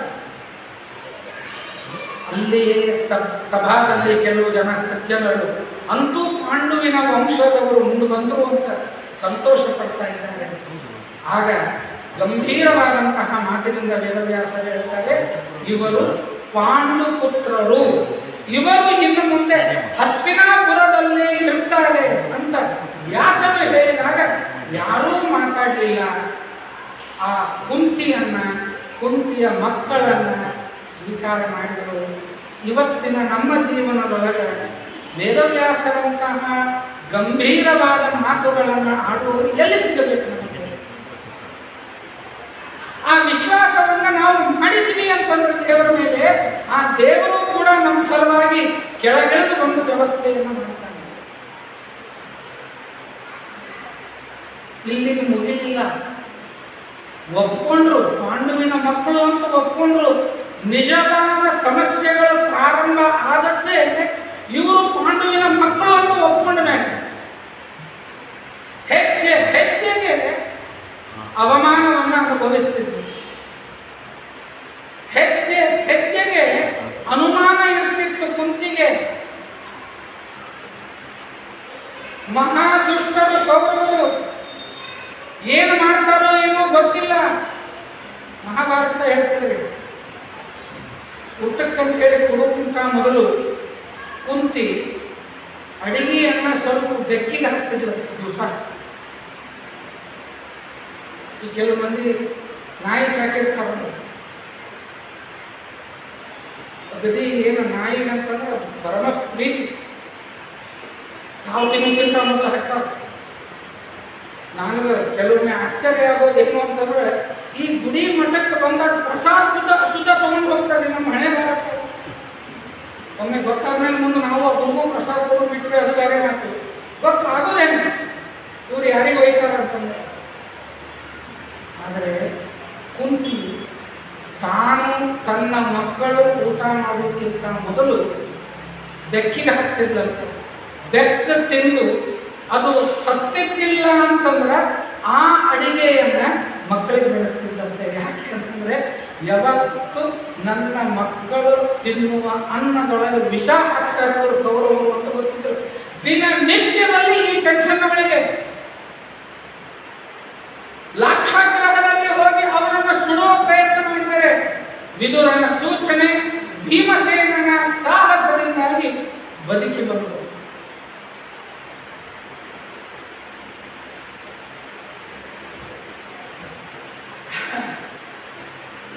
ಸಮಯ ಮುಗಿತಾ ಬಂತು. ಎಲ್ಲ ಸಾಕಷ್ಟು ಕಷ್ಟ ಅನುಭವಿಸಿದ್ದು, ಹೆಜ್ಜೆ ಹೆಜ್ಜೆಗೆ ದುಃಖವನ್ನು ಅನುಭವಿಸಿದ್ದು, ಎಲ್ಲ ಮುಗಿದ ಮೇಲೆ ಅವರು ಸುಖ ಪಟ್ಟೇನೆ.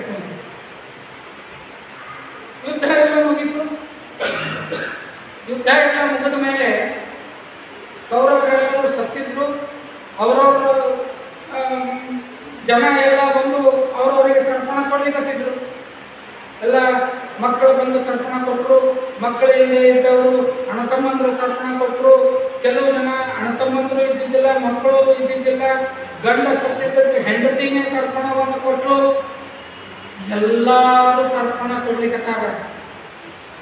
ಕುಂತಿಗೆ ಹೊಟ್ಟೆಯೊಳಗೆ ಸಂಕಟ ಆಗಿರ್ತದೆ. ಕರ್ಣನಿಗೆ ಯಾರೂ ಆಗ್ತಾ ಇಲ್ಲ. ತಾಯಿ ಮನಸ್ಸು ಹೆಂಗಿರ್ತಂದ್ರೆ 5 ಜನ ಮಕ್ಕಳು ಇರ್ತಾರೆ. 5 ಜನ ಮಕ್ಕಳೊಳಗೆ ಒಬ್ಬನು ಅಡ್ಡ ಮಮತಾ ಹೋಗ್ತದೇನ್ರಿ? ತಾಯಿನೇ ಅಲ್ವ? ಉಳಿದವ್ರಿಗಿಂತ ಹೆಚ್ಚು ಕಾಳಜಿ ಅವ್ರ ಮೇಲೆ ಮಾಡ್ತಿರ್ತಾಳೆ. ಎಲ್ಲ ಯುದ್ಧ ಮುಗಿದಾಗ ಯುಧಿಷ್ಠಿರಾದಿಗಳು ಕೂಡ ತರ್ಪಣವನ್ನು ಕೊಡ್ತಾ ಇರ್ತಾರೆ. ತಡಬಳಿಕಾಗಿಲ್ಲ ಕುಂತಿಗೆ ನನ್ನ ಹಿರಿಯ ಮಗನಿಗೂ ಸದ್ಗತಿ ಆಗಬೇಕು ಅಂತ ನಿಧಾನಕ್ಕೆ ಹೋಗಿ ಯುಧಿಷ್ಠಿರನನ್ನ ಪಕ್ಕಕ್ಕೆ ಕರೆದು, ತಪ್ಪು ತಿಳ್ಕೊಬೇಡ, ಕರ್ಣನಿಗೂ ಒಂದು ತರ್ಪಣ ಕೊಡು, ಅವ ನಿನ್ನ ಅಣ್ಣ ಅಂತ ಹೆಂಗಾಗಿರ್ಬೇಕು ಯುಧಿಷ್ಠಿರನಿಗೆ. ಹೇಳ್ತಾನೆ, ಈಗ ಹೇಳ್ತೀಯ ಈ ಮಾತು, ನನ್ನ ಅಣ್ಣ ಅಂತಂದ್ರೆ ಮೊದಲೇ ನೀವೇ ಹೇಳ್ತೀಯ ಅಂತ ಹೇಳಂತಂದ್ರೆ ಈ ಮಹಾಭಾರತ ಯುದ್ಧನೇ ಆಗ್ತಿರ್ಲಿಲ್ಲ. ಪಾಪ ಕುಂತಿಗೂ ಪ್ರಯತ್ನ ಮಾಡಿದ್ರೆ ಮೊದಲು, ಯುದ್ಧಕ್ಕಿಂತ ಮೊದಲು ಹೋಗಿ ಕಾಂಪ್ರಮೈಸ್ ಮಾಡಿಸಿ ಕೃಷ್ಣ ಅದರ ವ್ಯವಸ್ಥೆ ಮಾಡಿದ್ದ, ನಿನ್ನ ಮಗ ಅಂತ ಹೇಳೋನಿಗೆ. ಆದರೆ ಕೃಷ್ಣ ಹೇಳಿಸೋದ್ರಿಂದ ಮೊದಲೇ ಕರ್ಣನಿಗೆ ಗೊತ್ತಾದದ್ದರಿಂದ ಕರ್ಣ ಒಪ್ಪಲಿಲ್ಲ. ನನಗವನು ಉಪಕಾರ, ನಾನು ಅಲ್ಲೇ ಹೋಗ್ತೀನಿ ಅಂತೇಳಿ ಅಂದಿದ್ದ. ಈಗ ಯುಧಿಷ್ಠಿರನಿಗೆ ತರ್ಪಣ ಕೊಡು ಅಂತ ಕೇಳಿದಾಗ ಯುಧಿಷ್ಠಿರ ಹೇಳ್ತಾನೆ, ಎಂಥ ಕೆಟ್ಟ ಕೆಲಸ ಮಾಡಿದ್ವಿ, ಮೊದಲೇ ಹೇಳಿದ್ವಿ ಅಂತ ಹೇಳಂತಂದ್ರೆ ಯುದ್ಧವನ್ನೇ ನಾವು ತಡಿಬೋದಾಗಿತ್ತು. ಆಗಲಿ ನೀನು ಹೇಳ್ತಾ ಇದ್ದಿ, ಅವನಿಗೂ ತರ್ಪಣವನ್ನು ಕೊಡ್ತೇನೆ ಅಂಥೇಳಿ ಕಾಡಿ ಬೇಡಿ ತನ್ನ ಹಿರಿಯ ಮಗನಿಗೆ ತರ್ಪಣವನ್ನು ಕೊಡಿಸ್ತಾರೆ. ಅವಾಗೆ ಪ್ರಸಂಗದಲ್ಲಿ ಶಾಪ್ ಕೊಟ್ಟಿದ್ದು ಯುಧಿಷ್ಠಿರ ತನ್ನ ತಾಯಿಯನ್ನು ಇಟ್ಕೊಂಡು ಇನ್ನು ಮುಂದೆ ಯಾವ ಹೆಣ್ಣು ಮಕ್ಕಳ ಮನಸ್ಸಿನಲ್ಲಿ ಗುಟ್ಟು ಉಳಿಯೋದು ಬೇಡ. ಹೀಗಾಗಿ ಇವತ್ತಿನ ದಿವಸ ಎಲ್ಲ ಕಡೆಗೂ ಅದಕ್ಕೆ ಇಂಗ್ಲೀಷಿನೊಳಗೆ ಒಂದು ಮಾತಿದೆ, which is the fastest communication in the world. ಎಲ್ಲಕ್ಕಿಂತ ಜೋರು ಕಮ್ಯುನಿಕೇಟ್ ಆಗೋದು ಏರ್ಟೆಲ್ಲು, ಜಿಯೋನು, ಯಾವುದು ಅಂತ ಹೇಳಂತಂದ್ರೆ ಟು ಟೆಲ್ ಅ ವುಮನ್. ಒಬ್ಬ ಹೆಣ್ಮಗಳಿಗೆ ಹೇಳ್ತೀವಿ ಅಂತ ಹೇಳಂತಂದ್ರೆ ಅದರಷ್ಟು ಫಾಸ್ಟ್ ಇನ್ನೊಂದಿಲ್ಲ. ಇದು ಇಲ್ಲಿ ಮುಗಿಲಿಲ್ಲ. To make it much faster, tell her not to tell anyway. ಯಾರಿಗೂ ಹೇಳಬೇಡ ಅಂತ ಒಬ್ಬರಿಗೆ ಏನಾದರೂ ಹೆಣ್ಮಗಳಿಗೆ ಹೇಳ್ಬಿಟ್ವಿ ಅಂತ ಹೇಳಂತಂದ್ರೆ ಅದರಷ್ಟು ಫಾಸ್ಟ್ ಇನ್ನೊಂದು ನೆಟ್ವರ್ಕೇ ಇಲ್ಲ. ಇದು ಪಾಪ ಅದು ನಿಮ್ಮ ದೋಷ ಅಲ್ಲ. ಯುಧಿಷ್ಠಿರ ಶಾಪ ಕೊಟ್ಟಿದ್ದಿಲ್ಲ ಅಂದ್ರೆ ನೀವರೇ ಯಾಕೆ ಆಗ್ತಿದ್ರಿ? ಯುಧಿಷ್ಠಿರನ ಶಾಪ. ಹೀಗೆ ಹುಟ್ಟಿದಾಗಿನಿಂದ ಹಿಡಿದುಕೊಂಡು ಮರಣ ಬರುವವರೆಗೂ ಕೂಡ ಕುಂತಿ ಅಷ್ಟು ಇಷ್ಟು ಅನುಭವಿಸಿದ್ದು. ಕುಂತಿಯ ಪಾತ್ರದಿಂದ ತಿಳಿದುಕೊಳ್ಳಬೇಕಾದದ್ದು ಸುಖ ಪಡಬೇಕು ಅಂತ ಹೇಳಂತಂದರೆ ಇಲ್ಲಿ ಬರ್ಕೊಂಡು ಬರಬೇಕು. ನನ್ನ ಗಂಡ ಭಾರೀ ಪಂಡಿತ ಇದ್ದಾನ, ನನ್ನ ಗಂಡ ಭಾರೀ ಶ್ರೀಮಂತ ಇದ್ದಾನ, ನನ್ನ ಮಕ್ಕಳು ಚಕ್ರವರ್ತಿಗಳಾಗ್ಯಾರ ಅಂದ ಮಾತ್ರಕ್ಕೆ ನಾವು ಸುಖ ಪಡ್ತೀವಿ ಅಂತ ಅಲ್ಲ.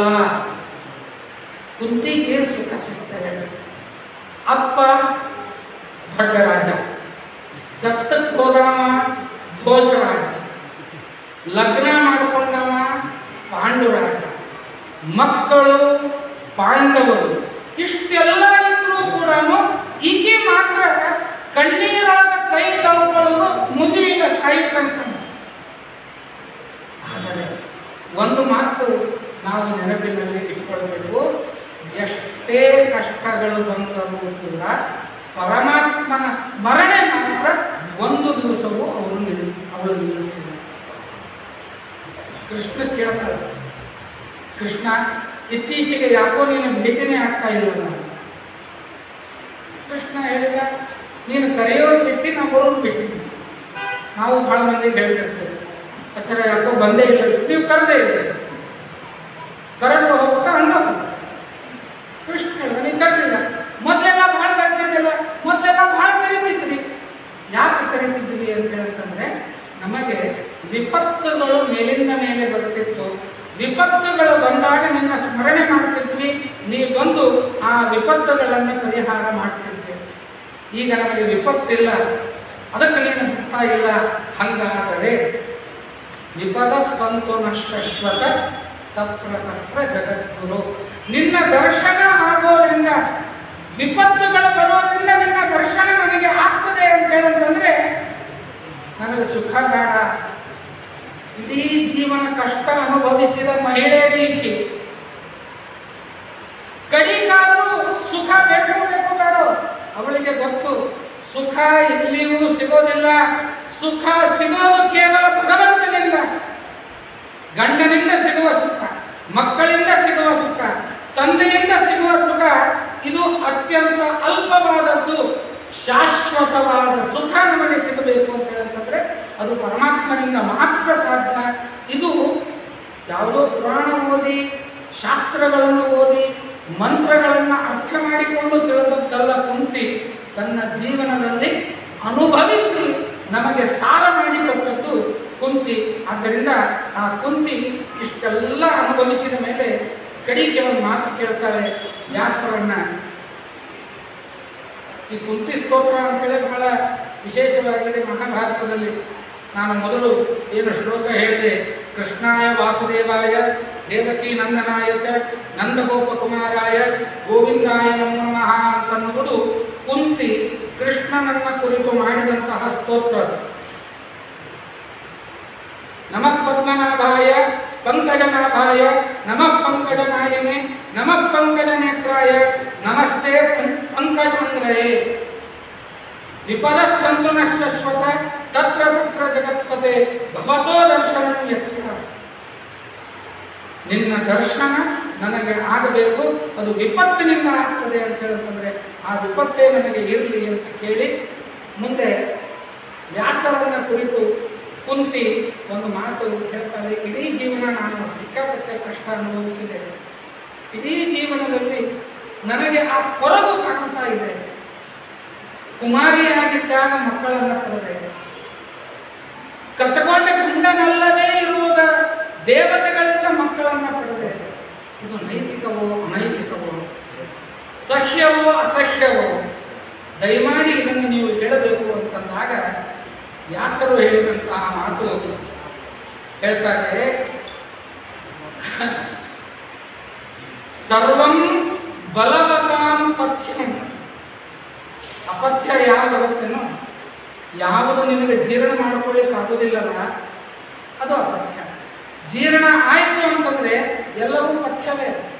ಶುಗರ್ ಇದ್ದಾಗ ಸಿಹಿ ತಿಂದರೆ ಆ ಸಿಹಿಯನ್ನ ನೀನು ಜೀರ್ಣ ಮಾಡ್ಕೊಳ್ಳಿಕ್ಕೆ ಆಗ್ತಿತ್ತು ಅಂತ ಹೇಳಂತಂದ್ರೆ ಆ ಶುಗರ್ ಸಿಹಿ ನಿನಗೆ ವಿಷ ಅಲ್ಲ. ತಿಂದು ಒಂದ ಕಡೆಗೆ ಕೂಡ್ತಿದ್ದಿ ಅಂತ ಹೇಳಂತಂದ್ರೆ ಅದು ವಿಷ. ವ್ಯಾಸರು ಹೇಳ್ತಾರೆ, ನಿನ್ನ ತಪಸ್ಸು, ನಿನ್ನ ಪಾತಿವ್ರತ್ಯ ಇವುಗಳಿಂದಾಗಿ ಯಾವುದೂ ಕೂಡ ಅಪಥ್ಯ ಅಸಹ್ಯ ಅಲ್ಲ. ದೇವರ ಇಚ್ಛಾನುಸಾರವಾಗಿ ನೀನು ನಡೆದಿ, ಆದ್ದರಿಂದ ಎಲ್ಲವೂ ಕೂಡ ಸಹ್ಯವೇ ಆಗಿದೆ ಅಂತಂದಾಗ ಅವಳು ಸಮಾಧಾನವನ್ನು ಪಟ್ಕೊಂಡು ಅನ್ನೋ ವಿಚಾರವನ್ನು ಅಲ್ಲಿ ಹೇಳ್ತಾ ಇದ್ದಾರೆ. ಹೀಗೆ ಕುಂತಿಯ ಪಾತ್ರದಲ್ಲಿ ಇನ್ನೂ ಬೇಕಾದಷ್ಟು ವಿಚಾರಗಳು ಇದ್ದಾವೆ. ಆದರೂ ಸಮಯ ಇಲ್ಲಿಗೆ ಮುಗಿತಾ ಇದ್ದರಿಂದ ಆ ವಿಚಾರವನ್ನು ಇಲ್ಲಿ ಮುಗಿಸ್ತಾ ಇದ್ದೇನೆ. ನಮ್ಮ ವೇದಮೂರ್ತಿ ಶ್ರೀನಿವಾಸಾಚಾರ್ಯ ಕಟ್ಟಿ ಇವರ ಉಗ್ರರಥ ಶಾಂತಿ ನಿಮಿತ್ತಕವಾಗಿ ಇದೊಂದು ಹಬ್ಬದ ಹಾಗೆ ನಡೀತಾ ಇದೆ. ಏನು ಆನಂದ ಕಣ್ಣಿಗೆ ನಮಗೆ. ಆ ಆನಂದದ ಜೊತೆಗೆ ಒಂದು ಪ್ರಶ್ನೆಯೂ ಇದೆ.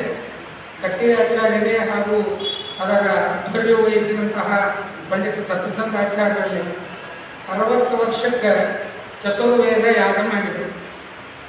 ಈಗ ಅವರು ಆಶೀರ್ವಾದ ಮಾಡಿದರು ಸತ್ಸಂಗಾಚಾರ್ಯ ಪ್ರವಚನ ಮುಗಿಸುವ ಮುಂದಾಗ ಹಿಂಗೆ 70 ವರ್ಷ ಆಗಲಿ, 80 ವರ್ಷ ಆಗಲಿ, 90 ವರ್ಷ ಆಗಲಿ, 100 ವರ್ಷ ಆಗಲಿ ಮಾಡಬೇಕಾದದ್ದು ಏನವ ಎಲ್ಲ 60ಕ್ಕೆ ಇವ್ರು ಖಾಲಿ ಮಾಡ್ಕೊಂಡಾಗ ಇನ್ನು 70ಕ್ಕೆ ಯಾವ ವೇದ ಮಾಡ್ತಾರೆ ಅಂತ ನಾನು ಕೂತು ವಿಚಾರ ಮಾಡಿ ಚತುರ್ವೇದ ಏನು ಚಂದ ಇರ್ತೀವಿ. ಅವನ್ನೇ ಆ ವಿಡಿಯೋದೊಳಗೆ ನೋಡಿದೆ, ಅವನು ರಾಮಾಚಾರ್ಯ ಸ್ಟೇಟಸ್ ಇಟ್ಟಿದ್ರು ಯೂಟ್ಯೂಬ್ನೊಳಗೆ. ಒಂದೊಂದು ವೇದಕ್ಕೆ ಒಬ್ಬೊಬ್ಬರು ಕಟ್ಟಿ, ಒಂದು ಕಡೆ ಶ್ರೀನಿವಾಸಾಚಾರ್ಯ ಕಟ್ಟಿ, ಇನ್ನೊಂದು ಕಡೆ ಗುರುವಾಚಾರ್ಯ ಕಟ್ಟಿ, ಇನ್ನೊಂದು ಕಡೆಗೆ ಗೋಪಾಲಾಚಾರ್ಯ ಕಟ್ಟಿ, ಸುಬ್ಬಣ್ಣಾಚಾರ್ಯ ಕಟ್ಟಿ, 4 ಕಡೆಗೆ 4 ಕಟ್ಟಿ ಆಚಾರ್ಯ ಕೂತು 4 ವೇದದ ಸಂಹಿತಾ ಯಾಗವನ್ನು ಮಾಡಿ 60 ವರ್ಷದ ಶಾಂತಿ ಮಾಡಿದರು ಅಂತಂದರೆ 70 ವರ್ಷದ ಶಾಂತಿ 5ನೇ ವೇದ ಎಲ್ಲಿಂದ ತರ್ತಾರಂತ. ಅಥವಾ ಏನು ಅಕಸ್ಮಾತ್ ಇವ್ರ ತಂದೆ ತಾಯಿಗಳಿಗೆ ಇನ್ನೊಂದು 4-5 ಜನ ಗಂಡಸ ಮಕ್ಕಳು ಇದ್ರು ಅಂತೇಳಿ ಅಂತಂದ್ರೆ ಅವಾಗ ಇವ್ರು 60 ವರ್ಷ ಶಾಂತಿಗೆ ಯಾವ ವೇದ ಬಂದು ಮಾಡ್ತಿದ್ರು ಅಂತ ಒಂದೆರಡು ಪ್ರಶ್ನೆಗಳೇನೋ ಬಂದು ಇಲ್ಲಿ ಬಂದಾಗೆ ಪರಿಹಾರ ಮಾಡಿಕೊಳ್ಳೋಣ ಅಂತೇಳಿಬಿಟ್ಟೆ. ಅಷ್ಟು ಸುಂದರವಾಗಿ ಅನುಕರಣೀಯವಾಗಿ ಹೆಂಗೆ ಮಾಡ್ಕೋಬೇಕು 60 ವರ್ಷದ ಶಾಂತಿ, ಹೆಂಗೆ ಗಳಿಸ್ಬೇಕು, ಗಳಿಸಿದ್ದನ್ನು ಹೆಂಗೆ ಖರ್ಚು ಮಾಡಬೇಕು, ಎರಡನ್ನೂ ಕಟ್ಟಿ ಆಚಾರ್ಯರು ಅವು ಮಾಡಿ ತಮ್ಮ ಜೀವನದಲ್ಲಿ ಮಾಡಿ ತೋರಿಸ್ತಾ ಇದ್ದಾರೆ. ಅದಕ್ಕೆ ಖುಷಿಯಾಗುವ ಇನ್ನೊಂದು ವಿಚಾರ, 4 ಜನ ಅಣ್ತಮ್ಮಂದರು 4 ಕುಂಡದೊಳಗೆ ಕೂತಿದ್ದು ಒಂದು ಕಡೆಗೆ ಖುಷಿ ಆದರೆ, ಇನ್ನೊಂದು ಖುಷಿ ಆಗೋದೇನು ಅಂತಂದರೆ ಇವರು 9 ಜನ ಮೊಮ್ಮಕ್ಕಳು ಈ 60 ವರ್ಷದ ಶಾಂತಿಗೆ ಅಡ್ಡಾಡಿಕೊಂಡು ಕೆಲಸ ಮಾಡ್ಲಿಕ್ಕತ್ತಾರ ಅಂತನ್ನೋದು ಇನ್ನೂ ಹೆಚ್ಚಿನ ಖುಷಿ. 4 ಜನ ಕೂಡಿ ಮಾಡೋದು, ಅವ್ರ ಮೊಮ್ಮಕ್ಕಳು ಎಲ್ಲರೂ ನಿಂತು ಈ ವ್ಯವಸ್ಥೆಯನ್ನು ಮಾಡೋದು, ಇದು ಇವರು ಹಿರಿಯರು ಮಾಡಿದಂತಹ ಪುಣ್ಯದಿಂದಾಗಿ ಮಾತ್ರ ಸಾಧ್ಯವೇ ಹೊರತಾಗಿ ಬೇರೆ ಇದಕ್ಕೆ ಬೇರೆ ಯಾವ ಉಪಾಯವೂ ಇಲ್ಲ. ಅದಕ್ಕೆ ಅವರು ಏನು ಚತುರ್ವೇದ ಹವನವನ್ನು ಮಾಡ್ತಾ ಇದ್ದಾರೆ, ಅಲ್ಲಿ ಪ್ರತಿಷ್ಠಾಪಿತನಾದಂತಹ ಅಗ್ನ್ಯಂತರ್ಗತ ಪರಶುರಾಮನಲ್ಲಿ ನಾವು ಪ್ರಾರ್ಥನಾ ಮಾಡೋಣ. ಭಗವಂತ ನಮಗೂ 60 ವರ್ಷದ ತನಕ ಆಯುಷ್ಯ ಕೊಡಲಿ.